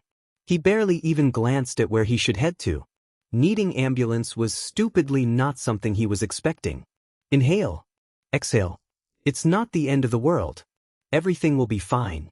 Present Mike definitely has his phone on him, So he just needs to find it and… Is it ambulance he's hearing? Izawa froze for a moment, listening to familiar sound which was coming in his direction. What? It's not possible. Is it? After few more seconds he was sure. There's no mistaking it, help is coming his way. In no time vehicle parked few paces away, on the street side, and loud footsteps penetrated the quiet of the night. With those came voices asking for injured person and his position. Here! Izawa yelled, and in the blink of eye he was watching professionals getting care of present Mike. He spent that night in hospital, but at least waiting near Blonde's bed after getting assured few times that he had lost a bit of skin, some muscles and a lot of blood, but he'll be fully healed within month or two. He had a chance to take a nap. For the first time in a very long time his sleep was peaceful. Izawa most likely should thank Hooded Boy for his intervention. Not only for a warning and taking demoniacal Granny away, which let Izawa stop present Mike bleeding, but also for calling ambulance. Shota hoped that this kid really was a kid, and in an age he judged him to be not the one he said in attempt to make him talk, because he would most definitely want to meet him again. Most preferably in a hero course. It would be a pity if such potential was wasted, wouldn't it? Yagi was lost. Maybe entering forest shouldn't be first thing he did after arriving at the new city, but what else was he supposed to do? He heard child crying, so he had to check it. He stepped into this terrain full of trees, ready to transform into his muscular form at any given moment to jump from behind some bushes and rescue those in need, but he didn't stumble upon anything suspicious. And he looked around. Very thoroughly. At some point crying just stopped. And everything pointed at it being nothing more than his imagination. So what to do? With heavy sigh he decided to move on. Back to the path he came here through. The one he could clearly remember. As clearly as day. And yet here he is, completely lost. First time he bypassed familiar tree he hadn't paid it much attention, but after third one he was starting to think that something wasn't quite right. He needed only 5 tries in getting out to be absolutely sure that someone had caught him in their quirk. After all, it wasn't physically possible to make so many circles while going straight. Okay, he might have taken 1 or 2 turns, but those weren't that sharp, and he was sure that he's seen familiar area. At one point he could have sworn he heard giggle. Strange, barely hearable one, sounding a bit like bells and kind of inhuman, but someone. Something. Must be here. He sure as hell isn't alone in this cursed forest. Do you need help, sir? Toshinori nearly jumped out of his skin when he heard someone's voice inches away from him. It startled him bad enough that his body refused any and all cooperation. He spent few next seconds coughing. Blood. Oh, I'm so sorry. I didn't mean to scare you, voice exclaimed, but not without panic, trying to redeem his guilt by gracing Yagi with handkerchief. Toshinori took item with gratitude. Don't sneak on people like this, my boy. For a moment I was sure I was going to go down from heart attack, he said with a deep exhale of breath, finally managing to calm down his coughing attack. After that he finally took a good look at young man he had stumbled upon. It was wearing hood. That's fine. Who would want to get attacked by ticks, right? It's better to be safe than sorry after all. Again, I'm sorry. I thought my steps were loud enough, boy murmured with shame permeating through his apologetic tone. Toshinori sighed, wondering if age is catching up to him. Or maybe it's just the fault of this strange forest. It has already showed him how much it dislikes him. Eventually it just loves him to the point of not wanting to let him go. Alive. Ah, then I just must have been lost in thoughts, he decided, not wanting to wonder more about this bizarre subject. Instead, he forced his sad, skeletal checks to friendly smile. As for your question, I would be grateful if you helped me get to the city. I'm ashamed to admit it, but this old man just go himself lost in forest, but well. Even bests of bests makes mistakes, am I right? Don't worry about it. This forest is known for making it hard to find your way back. That's why I sometimes come here to make sure no one got lost. What a heroic attitude. Toshinori said fondly. His expression in this form wasn't made for showing his happiness, but that won't stop him. He isn't number 1 hero without a reason. He can do anything if he puts his mind and muscles to it. That's nothing really, boy stated modestly. Frankly, compared to what he normally did to save people. Helping the ones who were lost because of malicious fairies not fairy, but those tiny sparkling assholes was a pleasure. No fighting, murdering, and he doesn't even have to act as negotiator. He just needs to get out of their illusion and that's it. The end of story. The two of them started their trek back to the civilization, but it didn't take Yagi long to furrow his brows in consternation. He could have sworn that they had already bypassed this tree. "Are you sure we're heading in the right direction?" he asked offhandedly because getting lost on his own was bad enough. He didn't want to be a reason why some random passerby got forced into living in forest just because they wanted to help him and none of them could find the way out. Just don't worry about it. This area may look the same as the one we had already left behind, but that's because you're not from here, Stranger explained, and Toshinori took a breath of relief. So hooded person actually knows where they are going. Phew. This forest is rather specific, Hiro noticed after a moment of silence. Michim, can I ask you, sir, what were you doing here in the first place? I thought I had heard child crying. But in the end I didn't find anyone, so it must have been my imagination. Oh, I understand. Happens. It happens. Sadly. That's why one simply should avoid this area. Especially when being on their own. What a bizarre place. I didn't even fully moved in and here I am, already going through such bizarre adventures. Yagi murmured to himself with tired sigh. This area is full of such extraordinary, so please, take care of yourself, sir. I'll keep this in mind and thank you for your concern, young man. Few steps later Toshinori was ready to kiss ground. Because he noticed the end of this cursed forest. Finally. Freedom. He won't have to become a man from the wild after all. So, we're here, hooded boy noticed, staying within the line of trees. Indeed. Thank you for your help, my boy. Without you I don't think I would be able to get back here. And it would be better for everyone. Not to see All Might jumping out of the forest. It would be a rather worrisome experience. Not only for villains. It's no problem at all really, but here, I have some homemade tea. It is good for pain relief. With your worrying condition, the blood coughing, I think it could be really helpful, sir. Yagi blinked, looking at offered sack with incredulous expression. Is he carrying things like this on regular basis? Ah, no need, my boy, you have already helped me quite a lot. I insist. It's no problem at all. Toshinori took gift with subtle smile. You're a good kid. Never change, he said and tousled his. Boy reacted with smile that shined with the added power of rays of sun gently touching his joyful expression. Yagi turned around to look at the city. Though, maybe be more careful with strangers. You may never know who they are. But enough of that. If you don't mind me asking, where are you going?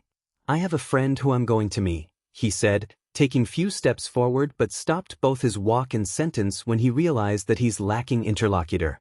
He looked behind but hooded boy wasn't there anymore. My boy. But nobody came. It happened, right? Yagi still had sack of tea, and he's pretty sure that he had lost at least hour on purposeless stroll through some strange, most likely cursed forest where there is no signal. Maybe kid hid behind some tree because he wanted to disappear mysteriously? Yeah, that's definitely what happened. Toshinori laughed to himself. A youth these days. In another dimension his class would have probably laughed at him, but in this one, well, crimson eyes holding promise of thousands years of pain were good enough of a warning for everyone. Even people can understand this mute, this nerd is part of my pack, so he's getting into UA no matter what the F you think or want. Kind of. They didn't know how their friendship got fixed through someone's death, but everyone knew that those two are in good graces of each other. Shockingly so, seeing how belittling Bakugo was towards pretty much all of his classmates. To be frank, it was strange and completely incomprehensible in their eyes. From their point of view it made no sense. Strongest person in class, who thinks about people as extras, being friends with the weakest part of their generation. Someone who doesn't even have power and his nickname is pretty much an equivalent of useless. But what can they do? Some braver souls tried asking about it, but in his nice days Bakugo would dismiss them with scarily murderous glare or really unfriendly, go figure it on your own, yin extra, while Midoriya would shrug with sheepish smile. Further questioned, he usually stated that it just happened. When class ended, Bakugo leaned over Izuku's desk. "Oi nerd. You're up for a town stroll?" he asked with quiet growl, demanding submitting to Alpha's will. Midoriya might have been part of his two-person pack and by extent proud beta.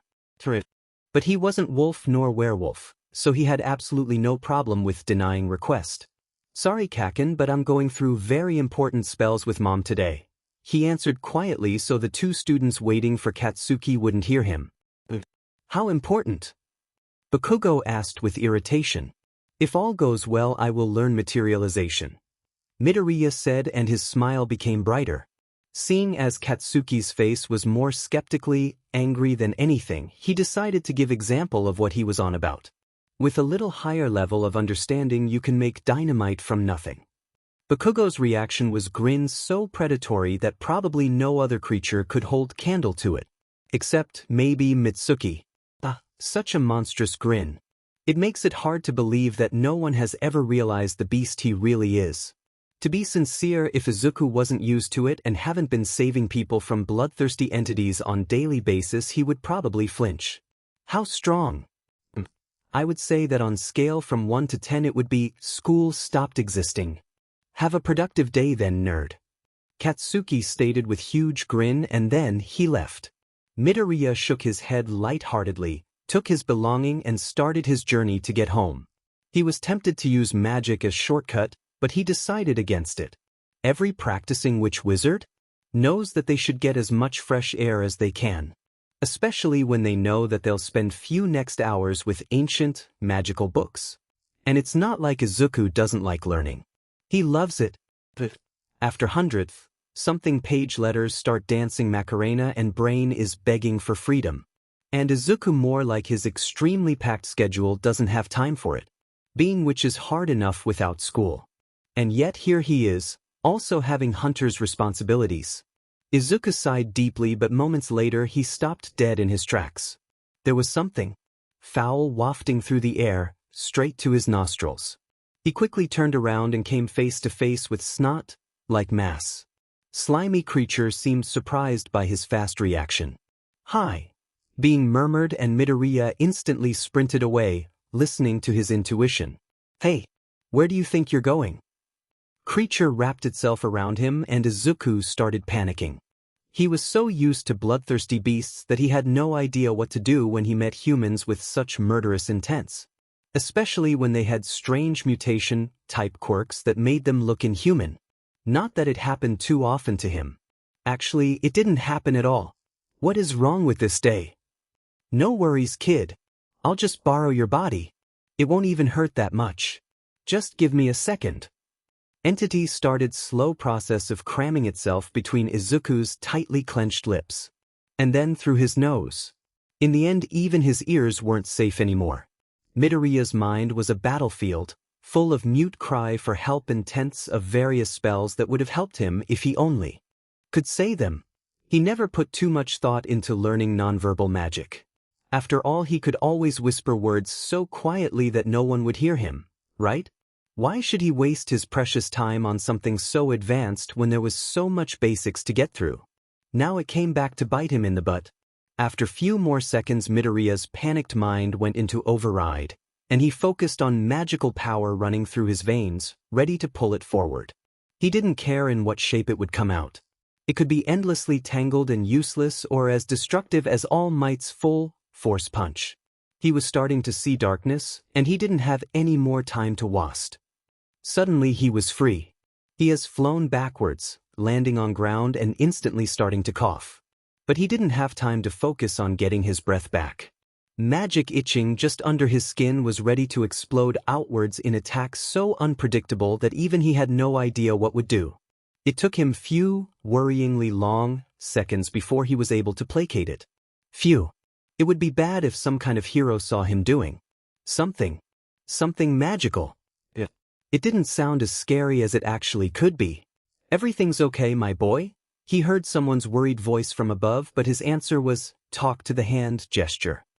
It was, "Wait a moment, but hey." You could interpret it both ways. He coughed once more, and when he was sure that he won't start vomiting parts of slime that tried possessing him, how else could he call this strange occurrence? He looked up. His first reaction was to blink in complete and utter shock. Then he made a rather undignified sound of surprise. And admiration, probably. All might. What happened next was a roller coaster of emotions. Midoriya got autograph but didn't get to ask his question, so he decided to get for a ride with his favorite hero. It might have not been his brightest idea, but let's be sincere here. He did a lot of much more dangerous things on daily basis. At least Symbol of Peace, unlike most of the creatures he meets on average of 3 times a week, doesn't want to kill him. Probably. After the stunt he just pulled that might change though. Then they landed, and it just so happened that within seconds Midoriya was monologuing about how much he wants to be hero even though he's quirkless. Being witch and so, magic doesn't count. After all, he can't use it against villains because keeping magical heritage is a very important duty. And maybe he could pretend that it is his quirk, but if someone realized the truth, well, he would rather not have it. He'd like to reach his adulthood in one piece, okay? And also his mom would most likely send him to another dimension if he as much as casted shadow of doubt at his family in regards to magic using. Witches used to be and still are extremely cautious since the time of Dark Ages. Of course nowadays they aren't hunted even half as badly as back then, but old habits die hard, don't they? And no one wants those blood-soaked days to come back. Back to the point. It definitely took Izuku some time to realize that some kind of smoke was coming from his favorite hero, but when he did finally notice, he was face to face with blonde man from forest. The same one. Fairies tried to draw into the heart of the forest and leave him there for few hours. Maybe days. Before Midoriya could give away his hunter persona by vocalizing his thoughts, and he would most definitely do it after stopping screaming, All Might explained his malnourished form. And then kind of crushed boys' dreams and left. And here I was thinking what a nice day it is. Midoriya murmured to himself with sigh. Without any other delay he headed down, dragging his feet a bit. I even put on bracelet from that nice girl today for good luck. At least I have All Might's autograph. He was just coming to agreement with his internal pain of Symbol of Peace told me that I can't be a hero without quirk, by the power of quiet, ironical, yep. It's high time to move to Fairy Realm when he saw explosion. Of course, he rushed in its direction. He quickly realized who was the reason of ruckus and well. He was running before he could rethink his life choices. He wasted so much time. Of course, it's not like he regretted meeting All Might even if he crushed his dreams a bit. A lot and rescuing Kaken, but those valuable minutes were slowly transforming into hour. And it most likely would have been enough to learn some new, useful spell. Or basics of using this wretched nonverbal magic. Nerd. Oh, hey Kaken. Izuku greeted like a gentleman he is, stopping in his tracks and waving to his quickly approaching friend. After chaos brought to life by slime villain, he lost him in mob and decided to go back home without waiting for him. Bakugo can take care of himself. Don't think that I needed your help. I could have gutted this a-hole. Katsuki stated with irritated snort. In your human form? Midoriya asked skeptically. Shut up, Deku, blonde boy snarled and pushed his friend aside. Izuku just smiled because he knew that even if unnecessarily intense, it wasn't a hostile gesture. If it was, he would be lying on the ground right now. Few meters away. After all, with his magical friend, Bakugo doesn't have to hide his werewolf-ish strength. Though you did pretty good as beta. Izuku beamed. It was definitely a compliment. Bah, don't make this face. You just did your job. If you didn't, I would have to kick you out of my pack because I don't need someone useless. Katsuki yelled instantly in defense of his ego. Or honor. Or bad boy image. But he really hated being even relatively nice. Always at your service. Midoriya answered with happy and maybe a little bit too smug smile. Ugh, don't get yourself killed on the way home. And learn those dynamite-making spells, was Katsuki's farewell. Then he quickened his pace to nearly inhuman speed, and it wasn't long before he disappeared behind corner. Such a friend is a treasure. Or curse. It's hard to tell sometimes. Izuku hummed a happy tone, thinking about what he was going to learn today when someone has appeared before him. All Might. If it took short conversation to make him cry, it wasn't his fault. Izuku might be Hunter and Witch, but that doesn't mean that his normal human self doesn't want to hear something nice from time to time, okay? And the fact that he is helping people has never stopped him from dreaming about being real, professional hero. Sometimes he wondered how his life would look like if he wasn't a witch, just a normal person. And if he didn't become Hunter's apprentice. And of course, if Vampire never attacked Kakin, if he never saved him. It would have left their friendship in shambles, wouldn't it? He might have even still be bullied by his former friend to this day. Those thoughts were terrifying and came to him much more often than he would like to admit. Izuku Witch was a powerful, magical creature. Izuku Hunter was confident, brave, and strong. Izuku Human was a quirkless outcast. Loser. And now, finally, Izuku Human was the one getting appreciated. He heard words he always desired. The ones he was waiting for his whole life. And then he got offer he couldn't possibly decline. All Might's quirk, huh? Was his mother's first reaction when he stepped the threshold of his home. Stop stalking me. You nearly died today. Moment later, and I would be the one intervening. Same with Katsuki. What were you thinking, young man? I wasn't. Exactly. Midoriya took his famous red boots off and entered salon, which looked more like laboratory right now. On the table was huge pot, and around it could be spotted various dried herbs. On the floor were towers built of books, and Inko busied herself in kitchen. Probably with some kind of highly dangerous potion. Or dinner. At least everything ended well. I told you it's my lucky day. I would say that it balanced on thin line of good and absolutely terrible, but whatever you say, honey. Now, are you going to eat dinner or not? It's not good to learn advanced spells on empty stomach. Izuku jumped through couch with lightning speed and with as much momentum took seat at the table. He had huge smile on his face. Even when chair opposite of him nearly clattered to floor because of the force he used to sit down. Have I ever told you that you're my favorite mother? I'm your only mother. It was an easy beginning of a hard study night, which by the end of it has SCKD all energy out of him. What more, Midoriya nearly burned house when he mistook word in one spell. Oops. On the positive side, he accidentally summoned Bunny. Midoriya spent few seconds looking skeptically at beach he was supposed to clean. Well, it's going to be a couple of very interesting months, isn't it? Right now he was mentally shaking his hand and profusely congratulating himself on going through hunter training.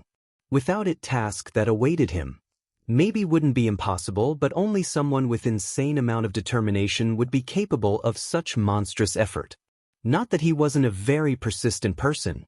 He deeply believed that if he tried hard enough, even his noodle version would be able to get this job done. Let's begin, my boy. Enthusiastic presence of his favorite hero turned out to be short-lived bliss as he decided to help his student by sitting on fridge he was pulling. Great aid indeed. Izuku gives 11 points in scale of Fahrenheit for this kind of support. Izuku took a very deep sigh of relief when All Might had decided to take pity on him and let him lug trash without his additional weight. You're doing great, young Midoriya. You're pretty strong for your appearance, you know? Yeah.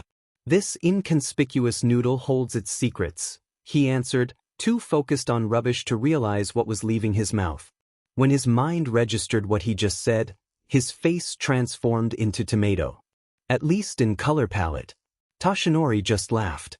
From crazy fast murmuring of his student he caught only, "What did I just said?" to symbol of peace.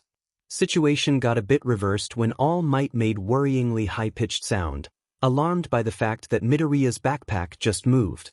Izuku, of course, got startled by that and would most likely check it if it wasn't for Yagi, who decided that hiding behind him was a brilliant idea. It probably was. If it wasn't for his shyness and sheer absurdity of situation, green-haired boy would probably feel amused. What do you have in this backpack? Toshinori asked with mix of surprise and indignation. Nothing alive. Or at least I thought so when I was leaving home. Midoriya answered truthfully, getting closer to the subject of fear and mentally praying that there wasn't some random, inhuman creature inside. Wait, my boy. It can be dangerous. All Might protested and Izuku decided to listen to him even though he was pretty sure he could deal with whatever was awaiting him inside his backpack. There weren't many beasts that could defeat him. At least when some kind of slime isn't drowning his insides. As long as he can move, he can win. So, what are we going to do? Green-haired boy asked, and at the same moment as gates of hell broke open and, from within backpack the bunny came. Cutely wrinkling its tiny nose and setting his ears straight, he focused his curious eyes on two people he nearly acquainted with heart attack. Or to be more precise, All Might, whom he nearly killed by the sheer amount of fear his arrival caused, and Midoriya, who was writing testament in his mind because that's it. The day has finally came when he'll die. From embarrassment. Young Midoriya? Why do you have bunny in your bag? And why? Symbol of Peace began, but he bit his tongue and instead of, he looks like you, he decided to end his sentence with much more subtle, that is he green? Probably hid there when I wasn't looking and, I'm not sure. I found him yesterday and, I didn't have the heart to just leave him out there all alone, and so he's staying with me until I find his home. It definitely sounds better than, I was sleepy and didn't notice that while I was reciting spell, page got turned over and instead of making carrot I summoned bunny from another dimension, but even mom couldn't send him back, so he has to stay in this world for now. Also, creature just refused to leave him alone. Inko stated that, wow, he's even more clingy than you, and as much as her comment hurt his pride a bit, it wasn't exactly a lie. Oh, I understand. All Might said and bent over creature who, disturbed by this huge silhouette looming over its tiny body, took few hops back. It also put its ears down and made sound which alarmingly well resembled. Is it growling at me? Symbol of Peace wasn't sure if bunny barring its not-so-small incisors at him is more cute or terrifying. After all, he would prefer to keep his fingers. He's specific. Midoriya explained, scratching his neck nervously. When he opens up to someone, he's a fluffy ball of happiness, but he can be pretty scary when he feels threatened. Ha ha ha, small warrior. All Might exclaimed enthusiastically, giving creature some space. Do you think he'll feel safer with my smaller form? Instead, waiting of response, Yagi transformed into his skeletonish form. Bunny, after a moment of nervously observing Hero, suddenly relaxed and his eyes became surprisingly big. He looked at Midoriya putting his ears upright and then laying them down while he glanced at Symbol of Peace as if he wanted to say, look, he can do it too. Toshinori laughed and outstretched his arm in the direction of Green Fluff Ball. What now, small fella? You won't try to bite my fingers off, will you? All Might asked, and he nearly jumped out of his skin when Rabbit lunged at his hand, snuggling to it. He won't leave you alone until you pick him up. Izuku said quietly, hiding his face behind his arms. Where is his testament? His embarrassment exceeded critical levels. Good old me isn't so scary anymore, huh? Yagi asked with amusement, gently picking creature and nearly dropping it when it snuggled up to him with light speed. Who is a cute little huggable ball? Yes, you're tiny, precious, flew. Toshinori stopped dead in his tracks, and when he caught Izuku's eyes, he too started thinking about writing his last will. Then he cleared his throat, trying to reclaim some of his dignity. What are you waiting for, my boy? We don't have whole day, you should go back to your training. Oh, of course. Midoriya happily took off, running towards mountain of garbage. Meanwhile, All Might, after making absolutely sure his student is outside his radar, returned to talking sweet nothings to Rabbit. That day Toshinori spent more time thinking about adopting pet, preferably small, fluffy one with long ears, than ever before in his whole life. Actually, if Midoriya doesn't find home for this precious little fella, maybe he will let Symbol of Peace take care of it? At least for a while. Midoriya, being out of sight of his mentor, decided that rubbish is a perfect testing material for his spells. Maybe he'll try transfusion? Or this whole making dynamite thing so Kaken can finally stop complaining that he doesn't know any useful magic. It wouldn't hurt to try, right? Young Midoriya did something just exploded? That definitely wasn't his brightest idea. And instead of his life, trash will flash before his eyes as he dies. Reflex, speed and even stamina training was nothing like the strength one. Or at least the #1 hero took him through. Which Midoriya realized in the most painful possible way. It's not like he didn't have any muscles. Of course he had. He really needed those as a hunter. To this point in time, lifting weights wasn't something he needed. However, it wasn't the hardest part. No. The problem was lack of time. He didn't even care for tantrums Bakugo was surely going to throw from his irritation at how busy Izuku is. He had to learn not only normal school subjects but also magic, and it wasn't even the tip of iceberg of his responsibilities. No, this honor was taken by his hunter job. All in all, he definitely wasn't left with as much time as he needed for his training regime. But he can't disappoint his idol. To be frank, he can't even tell him what takes such a huge part of his life. Sadly, Symbol of Peace is just a human, and Midoriya would prefer not to traumatize him with the knowledge of beasts lurking in the shadows of this world. He's pretty sure he wouldn't take too kindly to creatures of, for example, Nukekyubi's kind. In his desperation, Izuku took questionable decision. You take them safe distance away from danger and that's it. Most preferably without teleporting them to your world, but if you absolutely have to, then please, take them back to this realm as fast as possible. He repeated umpteenth or so time, while Kitsune in her vixen form walked around his room, looking at everything with interest. I get it.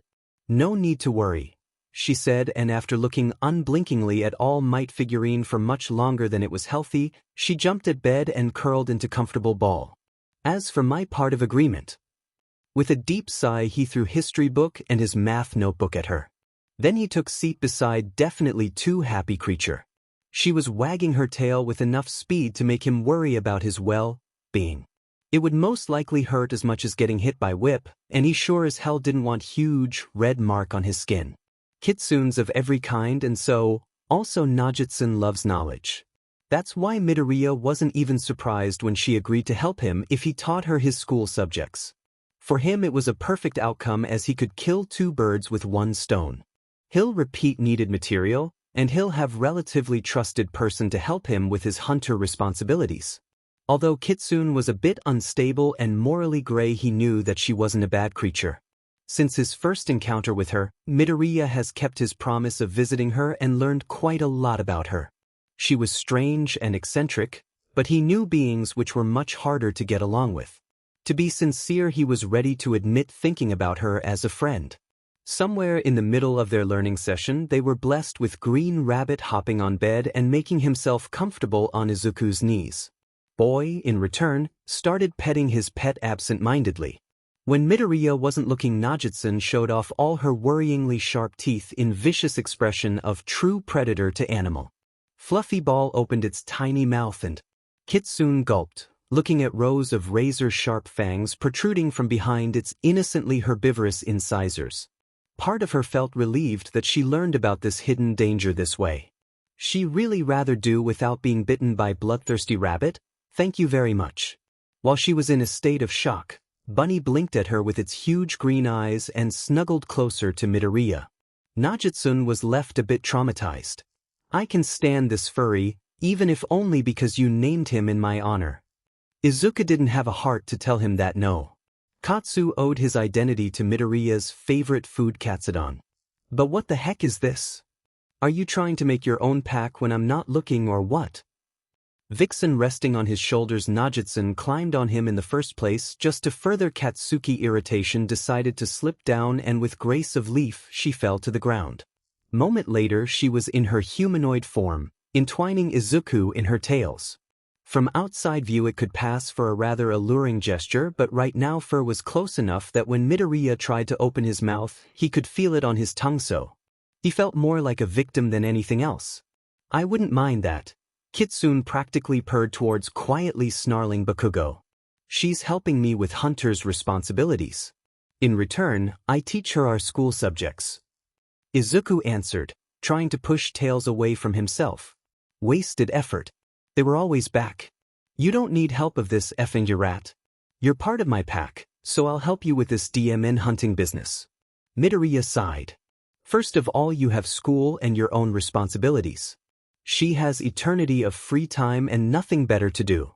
As for second, Werewolf saving people from other supernatural creatures would probably leak to other hunters, and we all would be in big troubles. Kitsunes are unpredictable, so her help would be taken as strange but relatively normal occurrence. Bakugo exhaled air irritably. He wasn't happy. It doesn't mean you should lower yourself to the point of asking this thing for help. Noble Kitsune for you, Vixen answered, finally taking tails from Izuku's face. He made a happy little dance in his head. Mom, please throw me out because I have enough of them. Midoriya yelled. Throw yourself out yourself. I'm a bit busy here, were Inko's words, and a moment later, as if in confirmation, building shook with explosion. She most likely was making strongly unstable potion. You think you can just effing leave, Deku? Katsuki asked, threateningly furrowing his brows. Yes, were Midoriya's last words before as he brought his grand escape plan to life. He moved toward window, reaching out for his broom, which fell into his outstretched palm with help of unknown power. Before he jumped out, he got hold of only as undeserving of this bestial company as him creature here. Katsu seemed content with being taken for an adventure of his life. Get back here, you dim nerd. Bakugo yelled when he finished processing what the F just happened before his very own eyes. After realizing that his friend is really escaping, he thrown himself forward, trying to catch Izuku by the back of his hoodie, but to no avail. Midoriya was already on the other side, flying into the night. And when did you take this stupid hat? Midoriya didn't answer. Instead, he waved to him with his pointy headgear. I'll take my leave too then. Najitsun decided and proceeded to also jump out the window. What is wrong with this house? Bakugo snarled to himself, turning around and blinking in surprise when he realized that, somehow, Inko is right in front of him, with broom in hand and huge smile on her face. That's completely normal, sweetheart, she answered, and within seconds she was outside too. Of course, like every civilized person, she used window as exit. Katsuki realized that it would be a little bit too assholish to get out by front door and leave them unlocked, so he used the same way of evacuation as everyone else. Who keeps company with witches will learn to jump through windows, he supposes. Dabi could have sworn that something flew through the night sky, though he wouldn't say with the same certainty that it was Broom with humanoid rider who was wearing pointy hat associated with witches and rabbit? Of course. His path to villainy just had to start so promisingly weird. Eating his idol's hair wasn't his dream morning, but what can he do about it? When he stepped through the gates, his stomach made backflip and some nervous pirouettes while he was telling himself in his mind, of course, how much he's going to success, that everything's will be Why nerd? Where were you? Your mom said you left early. He nearly jumped out of his skin. Kakin, you scared me. And I was taking care of stuff. Hunter stuff. Not this time. Bakugo raised brows suspiciously and Midoriya smiled in a rather self-confident way. Though, it was a complete opposite of what he was feeling in this most important phase of his life moment. It's now or never. He's going to make his dreams come true or fail. Miserably. We'll see. And you'll be impressed. Izuku said. He was giddy about his secret. Katsuki snorted in mix of irritation, amusement, and skepticism. Me impressed by you? You can summon truck full of dynamite, or did you find a way to shoot laser beams from your eyes? Even better. I hope. Midoriya answered and his smile grew more goofy. I'm not sure yet. Marvelous. I'm already impressed. By the sheer power of your stupidity. Bakugo stated, rolling his eyes and pushing his friend. Better give it your all on examine. If you don't pass, I'm degrading you to Omega rank. No. You can't do that. I'm your right-hand man and the oldest member of the pack. I'm Alpha and I can everything. So better get a grip on yourself and destroy competition. Katsuki snarled, and to make sure that his words made impact, he quickened his pace just to leave his sighing friend behind. Midoriya was pretty proud of his role as Beta, but degradation wouldn't make a particularly big difference to him. For Wolf, it would probably be amazingly important. For Werewolf it would have meaning, but for him? He'll live with that. But it's one more reason to give his all. It's high time to take first step forward. To get closer to his amazing, bright future and... Wrong step. More or less second before hitting ground, Izuku submitted to his destiny and with, "Are you kidding me, fate?" face let gravitation do its thing. But it decided to have mercy on him? He just stopped falling and someone helped him get back to his feet. Izuku remembered this girl, but as much as his hunter self was rather brave, it had to be for those who needed mental support, and they all did. His civilian persona has completely forgotten what human speech is. He and his beetroot red face looked at girl who, after wishing him good luck, left. Then he did the only rational thing he could, hid behind his arms. Indeed, without his hood costume he was an utterly different person. "I'm so relieved that present Mike is okay," Izuku murmured, which grabbed attention of his friend. Bakugo raised eyebrow at him questioningly. Why wouldn't he? He had a very dangerous run-in with Yamayuba. If Banshee hadn't warned Eraserhead, he probably wouldn't live to see Ano. "Great," snarled Bakugo quietly, cutting him off. "You actually do something useful as hunter. Sometimes. Any more interesting stories about saving pro-heroes? I might have helped." Izuku didn't end his sentence as one of students raised up to ask question, and then lectured him for talking in such an important moment, which made Midoriya hide his head under his arms in shame. Bakugo only snorted, completely ignoring comment about their insolence. Whatever. Izuku spent rest of explanation in his handy bunker. Not that much later, blue-haired boy reprimanded him once again. This time for trying to hinder nice girl.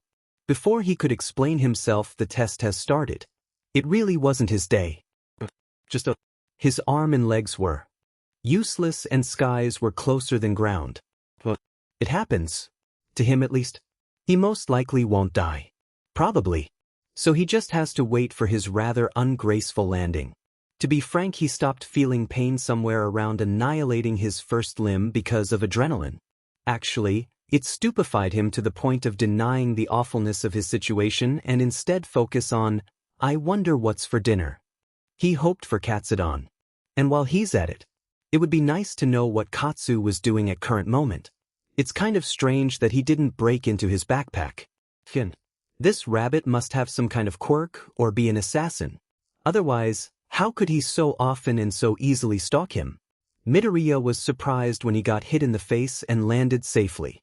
Maybe it is his day after all? "Wake up, you effing nerd. We're going to school." Kakin, no. It's Alpha's order. 5 minutes more. Inko ignored sound of body hitting floor coming from her son's room, instead focusing on making breakfast. "You have 2 minutes to dress up or I'm leaving you behind." "Do you want to try my cookies with dandelion?" Woman asked with bright smile just as angry boy has entered kitchen. He eyed plate with strange, greenish things suspiciously. Even though he looked at them as if they personally insulted him, he decided to risk his health or even life by trying them. "Tastes like weed," he decided after taking bit and seated himself within range of table where pastries were located. Relatively eatable weed. He was starting second cookie, wondering how much he'll regret it when sleepy Izuku entered the room. "Did you really have to bite me? Should have submitted to your defeated when I threw you off bed. Some nerves you have to argue with Alpha." Katsuki answered with irritated huff. "I made you breakfast." Inko joined conversation happily. Midoriya sent her grateful though very tired smile. "Thanks, Mom." "Hurry the F up, nerd. Why do we have to go so early?" "Because I said so. Eat your diamond mud and stop talking." Izuku completely ignored disgusted look Katsuki sent towards his cereals, more like bran, and instead focused on chewing on them. In the same instant he put his bowl to sink, Bakugo was already behind front doors and Midoriya had no other option than to go after him with a loud sigh. His last words before leaving to start new chapter in his life were, "Love you, Mom," and getting equally precious reply. After getting outside, Izuku checked one more time to be absolutely sure if Katsu didn't hide in his backpack. Barely did he zipped it after getting satisfactory answer for his existential questions about his rabbit, and he already had to run after Katsuki and his inhumanly quick steps. "Tomorrow you're getting up the first time I wake you. Maybe moving to Fairy World wouldn't be that bad after all?" It's kind of funny how Bakugo's strong presence completely overshadowed Izuku and literally no one noticed him for unidentified amount of Until, that's it, chestnut-haired girl entered classroom and greeted him with very enthusiastic, plainly-looking boy from zero-pointer. And suddenly blue boy with glasses stopped reprimanding Katsuki in favor of introducing himself to Midoriya. What more warning? It's truly shocking. He apologized for his action at the entrance test. Izuku was sincerely and endlessly surprised by how smoothly everything was going. And he jinxed it. Human caterpillar has appeared and well. Quirk apprehension test. Hooray! Such a joyful event. While he's at it, this teacher reminded him of someone. Did he have pleasure of saving him from something? Nah, he would surely remember him if it was the case. Probably. Whatever, there were more important things to focus on. Knowing this school, there was going to be some kind of, here they go. Person who places last is out. The joy. It wasn't as hard as he thought it would be. With the help of magic, Izuku could probably get to top 5. Maybe even 3. And with his precious bag full of everything and maybe broom, he would most likely find way to the absolute victory over everyone. Except, maybe, Bakugo and his werewolfish powers. But, like an entrance exam, he couldn't risk any spells. If he was as good at using them as his mother, he might have tried his luck, but sadly he lacked few decades. Centuries? Many, many years of experience. One small mistake, and he'll have to explain to his teacher and his new classmates why his feet are one with ground. Super strength can do a lot, but literally sinking through the floor? Nope. That's not chance he's going to take. So Izuku had to get through tests without magic. That leaves him with years of hunter training, a lot of experience in wrangling with suspicious entities, month of jerking trash around and brand new, extremely destructive quirk. It's going to be a wild ride, isn't it? He was right. This whole thing turned out to be one big pain in the rear.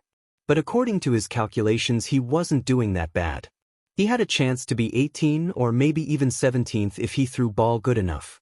It's the moment when he uses his extremely destructive quirk and breaks his arm, isn't it? Or it actually isn't seeing his teacher's reaction. Pessimistically speaking, now the chance of Izuku getting expelled from the school on the first day of school is doubled, but at least now he knows why Aizawa looked so familiar. He's Eraserhead, the one and only who called him kid, and said that he is 5 feet tall. He's grown. Now he's nearly 5'7". That isn't the time for that. He can boast about his size spurt when he isn't endangered, a student, species. Determined Izuku is capable Izuku, so instead of breaking his arm he used only finger. Who is going to be a dead weight for others now? Definitely not him. Midoriya might or might not have waited for results as for death sentence. He didn't break his finger bones just to be expelled on his first day. Not even sent to different course. Just thrown out like one of the trashes he has disposed of from the beach. It was a logical ruse. I'm not going to expel anyone today, Aizawa stated with kind of really terrifying smile seconds before showing them scoreboard. Mineta was dancing the dance of his people while Izuku blinked. He was 16th? Sure, not everyone has quirk useful in this type of tests, but years of hunter training actually can help in school. And experience in fighting mythical creatures. Who would thought? I hoped he would get expelled, pink-haired girl said, looking at Mineta, who was still happily jumping around. Suddenly Izuku realized how many familiar faces are around him. He saved her. And him. And her. And him. And them. And those two too. Oh dear. Who he didn't rescue? It probably would be much easier to answer than the other way around. Right? Not even a day has passed, and he tried to touch me in the places I don't want to be touched, Invisible Girl added. His presence alone is making me uncomfortable, was Momo's contribution to the conversation. Said out loud, it makes me kind of, worry about our safety. Uraraka used confidential tone, not wanting to gather unwanted attention. No sheet. I'm thinking about wearing shorts under skirt. Jai rejoined. Can I drown him if he does something inappropriate to me, ribbit? Aizawa cleared his throat and for a moment all girls froze. From what I have just heard, Mineta Minoru is showing alarming tendencies towards female part of class. Did I understand it correctly? Momo nodded shyly, Uraraka did so too, though a little more surly, while Jair looked like she was throwing her hair to the rhythm of heavy metal song. They were accompanied by Tsuyu's clear, yes, and totally, coming from Mina, whose word choice was supported by Hagakure. Understood, their home teacher murmured, and then he glared at Mineta. After school, go to the principal office. What? For what? I'm just admiring females and their bootyfulness. Are you refusing to follow teacher's instructions? No. Great. Then everyone to the class. Midoriya nurse.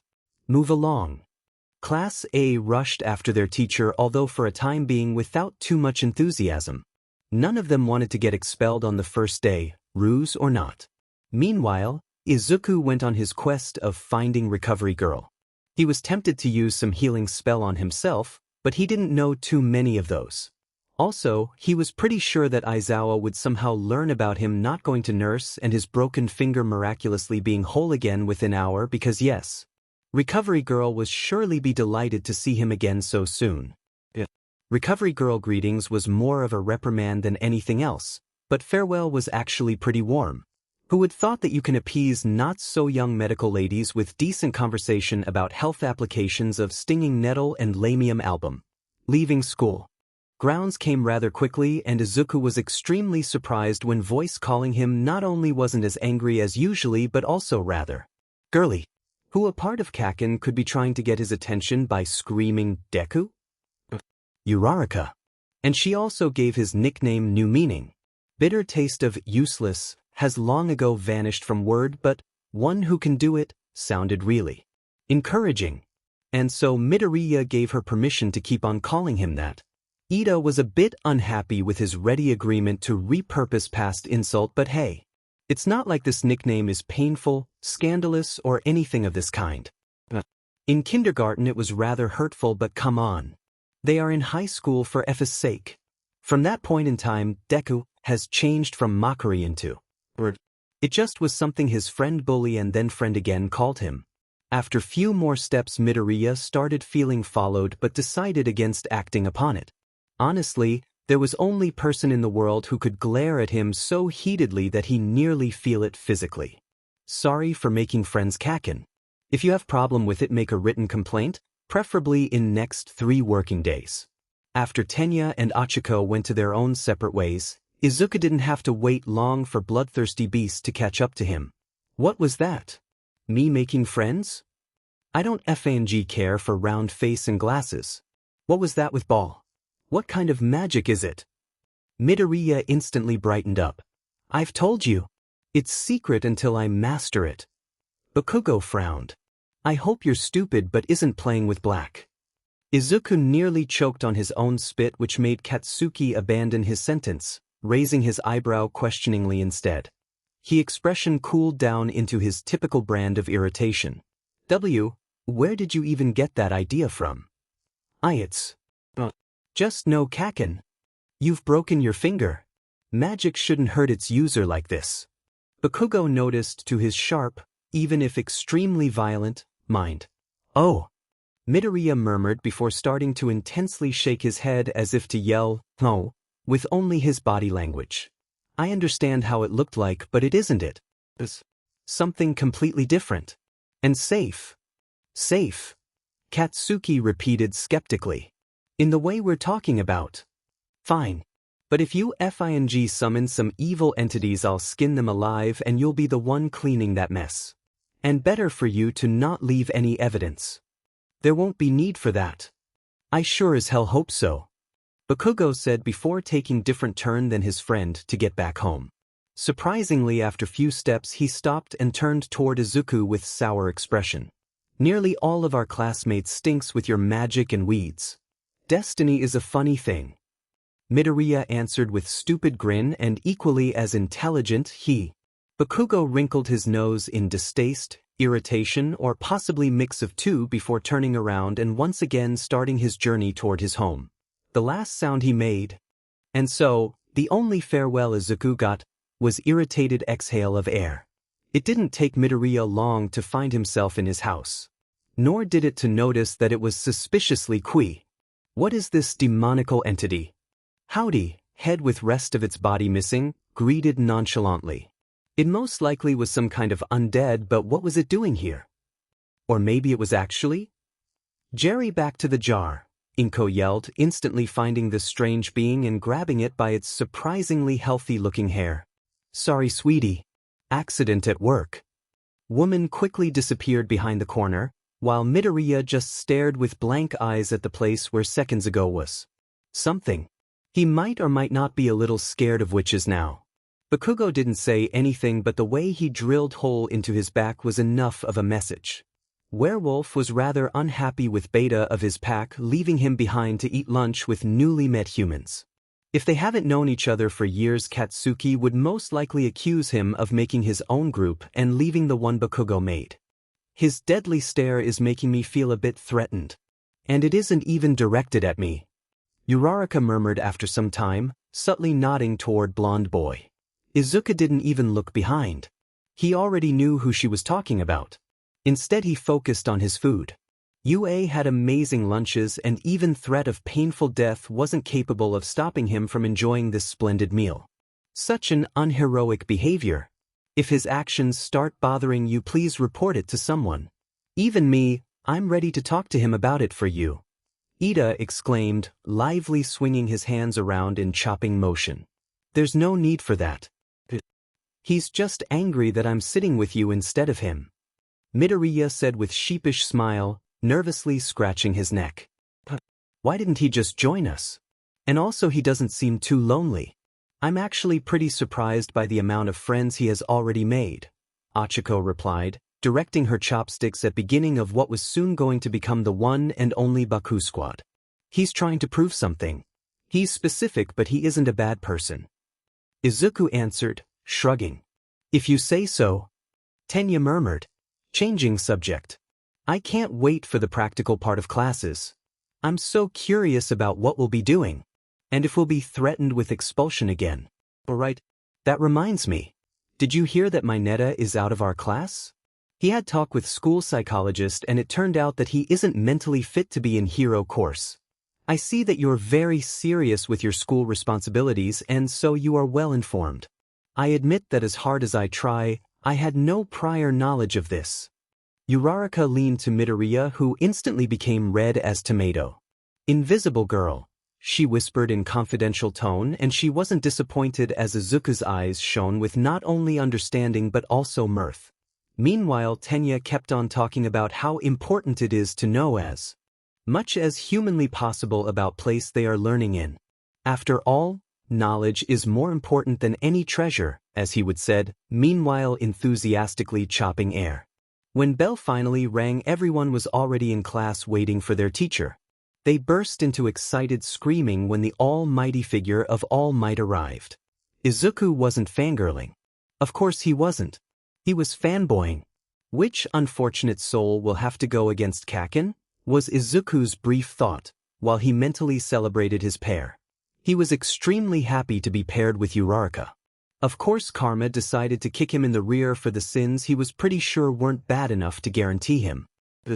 But it seems destiny has different plans than being fair and acting like a nice fella instead of a-hole.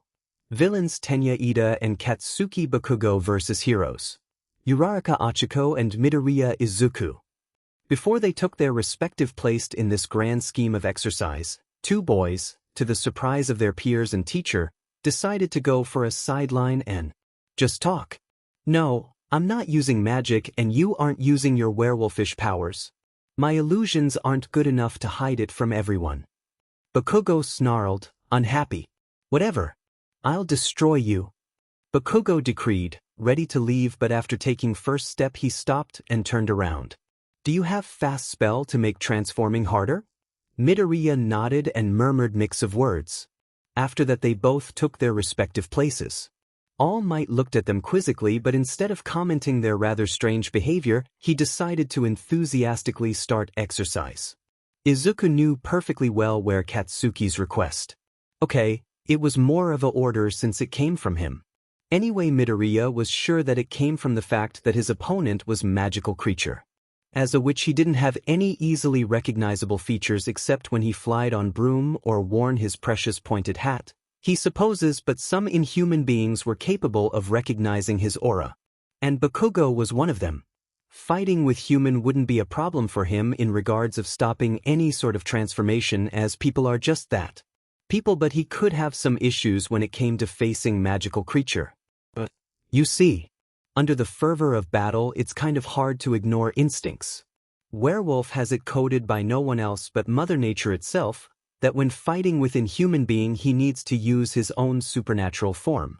And Katsuki sure as hell wasn't going to fight with Uraraka. Nope. He'll go after his favorite nerd. I mean, come on, it's Bakugo. He'll defy every law and all advices, including those of common sense, just because he knows he's strong enough to do so without any repercussions. And maybe, just maybe, because he wants to. And that's exactly why Midoriya devised a probably kind of suicidal plan. Izuku regretted some of decisions that has led him there. Not to UA or this exact practice per se. But this specific fight. Most of it actually wasn't that bad. Every hunter knows how to evade attacks of creatures that oftentimes have much better senses, speed, strength, amazing reflexes, or even some kind of powers after all, but there were moments when it got pretty heated. Katsuki is a force to be reckoned with even without his animalish form. His humanoid persona still is far above what normal people are capable of in pretty much every single possible way, and mixed with his quirk it becomes problematic. Izuku, as a witch, doesn't have as many direct bonuses, so he had only his training and years of experience to rely on. In theory it sounded pretty great, but in practice, Bakugo isn't a slacker and he definitely knows how to pack a punch. A rather explosive one at that. Irritating blonde by non-stop evading him and running away definitely wasn't his brightest idea, but it wasn't the darkest one either. And he stood by that even as his childhood friend used scary-looking thing on the cuffs of his hero costume in his anger. It turned out to really be a grenade launcher. Or at least something akin to it. Dodging rush of scorching death by inches, Midoriya just so happened to remember this one time Mom took him to Muspelheim. He didn't want to come to this fiery world ever again. Sure, it was interesting and actually a pretty amazing trip, but when you're seconds from falling into boiling lava you're left with some doubts as to why you were even there in the first place. The culmination was the moment when Midoriya started having second thoughts about choosing plan A over B. Sure, the second one had a lower rate of success, but at least it didn't have a step leading to him getting punched in the face. With not only fist but also rather big explosion. If he tried hard enough he probably wouldn't even have to break his arm. When he fell on the ground, drowning in pain of bones dented in too many directions, very possibly shattered into horrifyingly small pieces and awful burns, he started wondering why he wanted to win so badly. He didn't have to think long as answer was clear to him. He wanted to defeat Kaken. At least this one time. They were friends and equals, but most of the time it didn't feel like it. Bakugo always was better. He didn't have to spend years on learning basics of using his supernatural powers.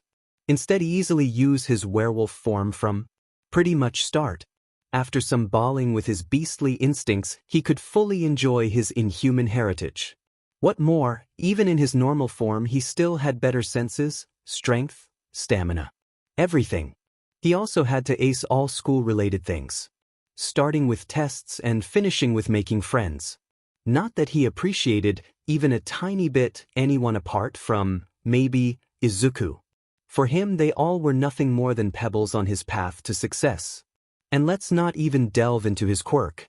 Great power that made people praise him endlessly. Glorify him even. A truly perfect fit to be a hero. Meanwhile, in the background, was this poor unfortunate kid, left behind by all that's good in life. Useless Deku. Not caring for pain, Midoriya smiled when he heard that his team has won. After visiting Recovery Girl mix of being reprimanded and talking about common Yaro, Midoriya was so exhausted that he pretty much slept through the rest of the hero class. What a joy! After he finally got up, he left school main building and quickly arrived at the front gates where he spotted Bakugo. Boy seemed grimly serious and much less angrily explosive than usually. Not that it was a big surprise after their fight. You weren't supposed to use magic. This new ability of yours is something else. What is it? He said, which actually was a pretty rare occurrence. He mostly growled and snarled. Or yelled. isn't really my secret to tell. When I get full control over it and make it mine, I'll tell you everything, okay? Was Midoriya's answer.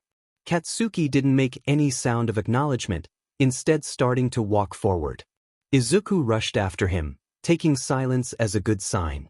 Instead of it, he could have gotten a rather explosive outburst of, "I want to know truth now," and he'll happily take this much calmer reaction anytime. "You've defeated me. Even though you didn't master this new ability. You've won." Bakugo hissed, clenching his fists. But instead of normal inferno, his eyes were shining with tears. A rather unnerving and extremely rare sight. Was green-haired boy's eloquent answer.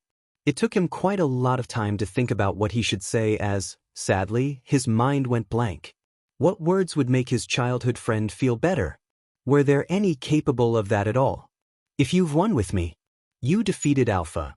Bakugo started but stopped, clenching his teeth and making expression that showed just how much the situation affected him. It was bad enough to burn even through his endless anger. At least Midoriya finally understood what it was all about. It fell on him kind of like metaphorical bricks signed with distinct, of realization. That's not true, Kaken. Indirect fight. You're the one who defeated me. We won because of you, Raraka. It's Ida who has lost his battle, not you. But you're the one who made this FING plan, aren't you? I failed as a leader. I was sure we would overpower you without any problem, and I have lost. Katsuki hollered, pointing accusatory finger at him. Kaken.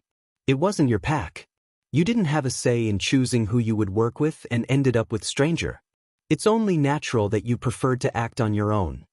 And that's the problem, Theminute. In heroics there isn't such a thing as choice. I will have to cooperate with those extras whatever I like it or not. For a moment they both were silent. Bakugo looked the other way and Midoriya was pretty sure that he noticed few tears but didn't comment on it. He liked his head on his neck. Thank you very much. You didn't see them. Of course. I was supposed to be the strongest. I always have been the strongest. So why? Why those extras are so powerful?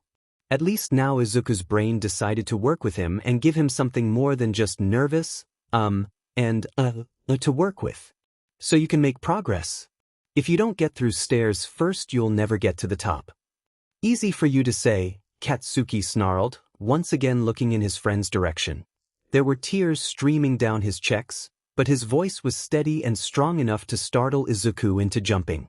Though he didn't back down, nor did he took a steep away. You always find a way to make yourself better and stronger, you effing nerd. First this whole, being Hunter, gig, then your magic actually does sheet, and now this DMN power. How do you do that? Midoriya took deep breath and stopped. Katsuki did the same, and for the moment they just stood there, calm green on battlefield with furious crimson. Because I've always had to chase after your back. I want to walk alongside you. Not behind you. Bakugo snorted. You're FING beta. Know your place. This time it was Izuku eyes who shone with tears. Angry, furious even, droplets of water ready to burst out into waterfalls. I might be part of your pack, but that doesn't mean it's all I am or ever will be. Even if I'm beta of your group, I'm still myself. Hunter, witch and aspiring hero. Stop looking down on me. Me. You're the one who is looking down on me. What the actual? I was always the worse and weaker one of us. How do you suppose I could have looked down on you? Back then at stream. You reached out to me because you thought I was weak. The F, Kaken? I hadn't thought you were weak. Though how much I didn't want your skull cracked open by random stone. For a moment they were quiet, looking everywhere but at each other. So, you want to be on the same level as me, huh, nerd? You're not the only one aiming to be number one. They continued walking to their homes without as much as a glance in their companion's direction. Then, better try your best, because as my rival it's your job to make me sweat at least a little bit while getting to the top of those FNG stairs.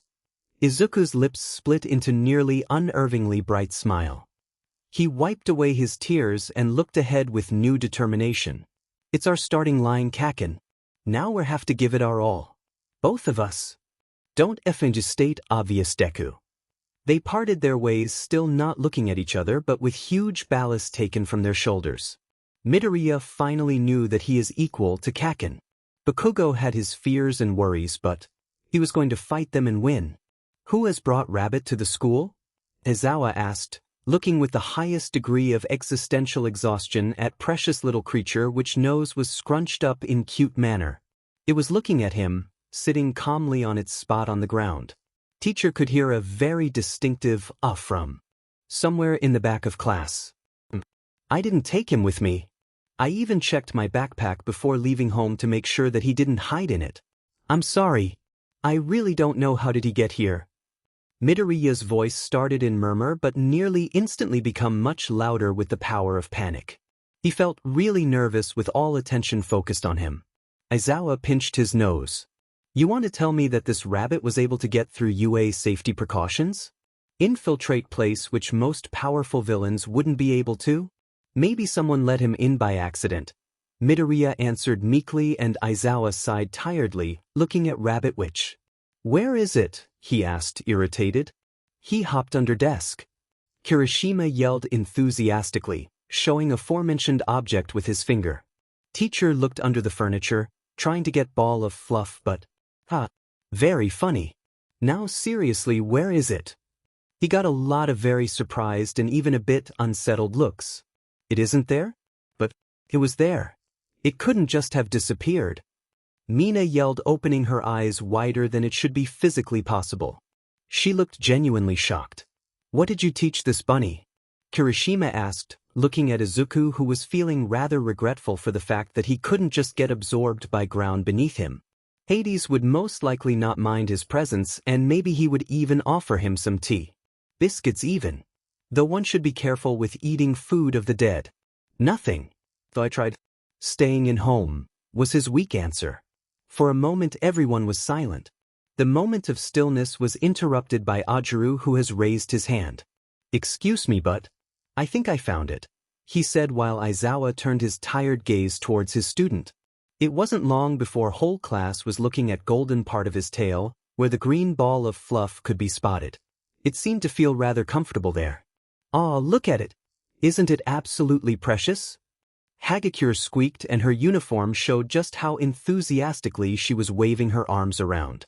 Aizawa came closer to Ajiru and reluctantly bent down to catch the pet. It may not be the best idea. Izuku tried quietly, but his teacher realized how dangerous his actions were on his own accord. Man stood up and took step back, looking at his green-haired student with a rather blank expression. Midoriya. Yes?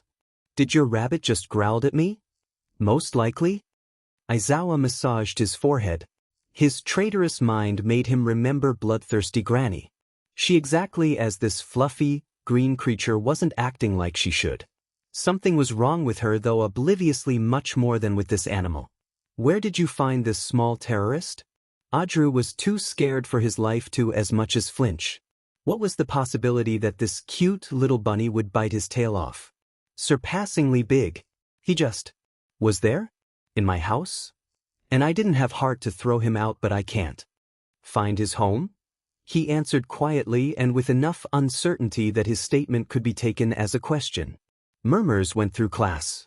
They were mostly made of awe and not really subtle, how mainly, from Kirishima. Let's take a different approach.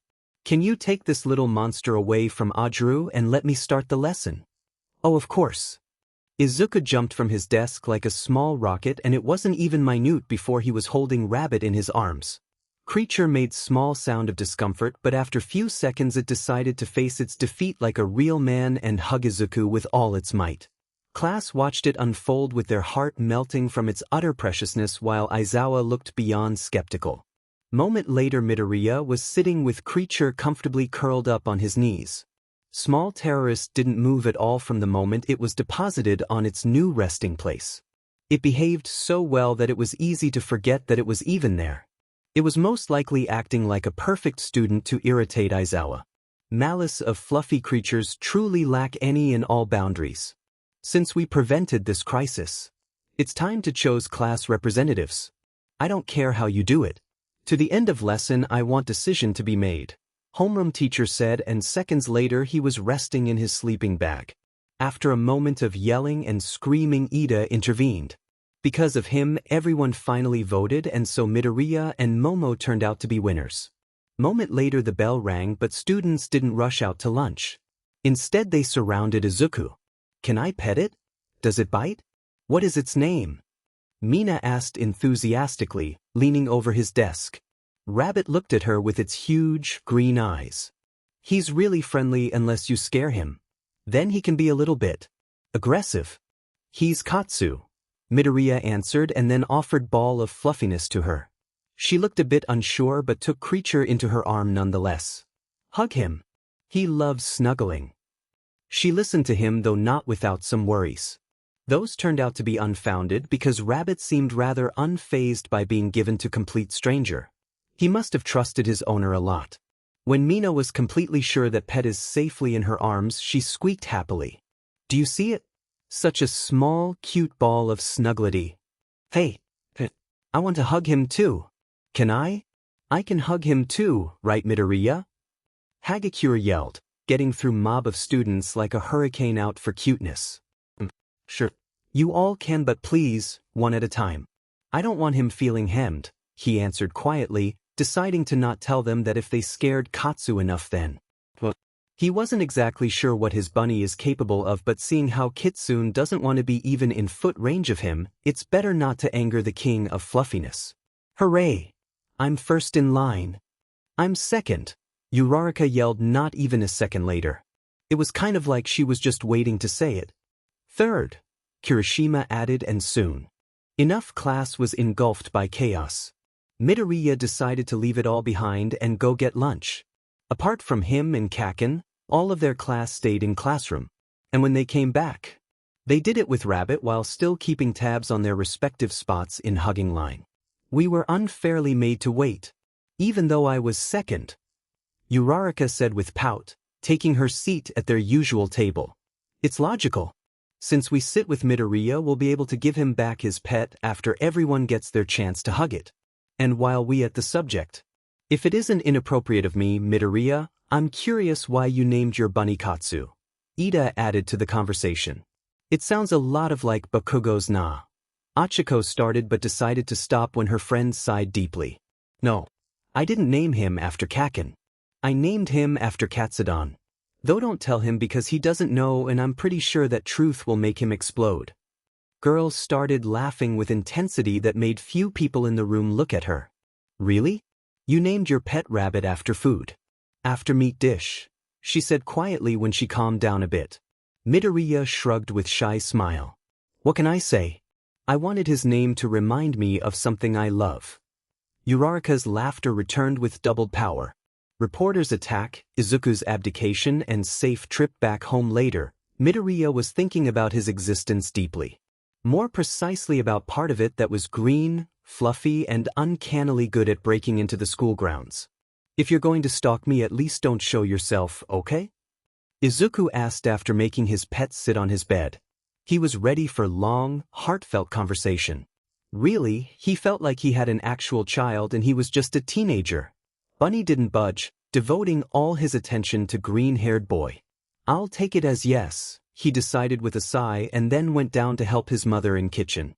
"We're making potion for strong bones," she said enthusiastically, and Izuku wasn't even going to question it. He didn't have to since answer was obvious for him anyway. "Please tell me that we won't need Salamander's eye," he voiced instead. "Not this time,"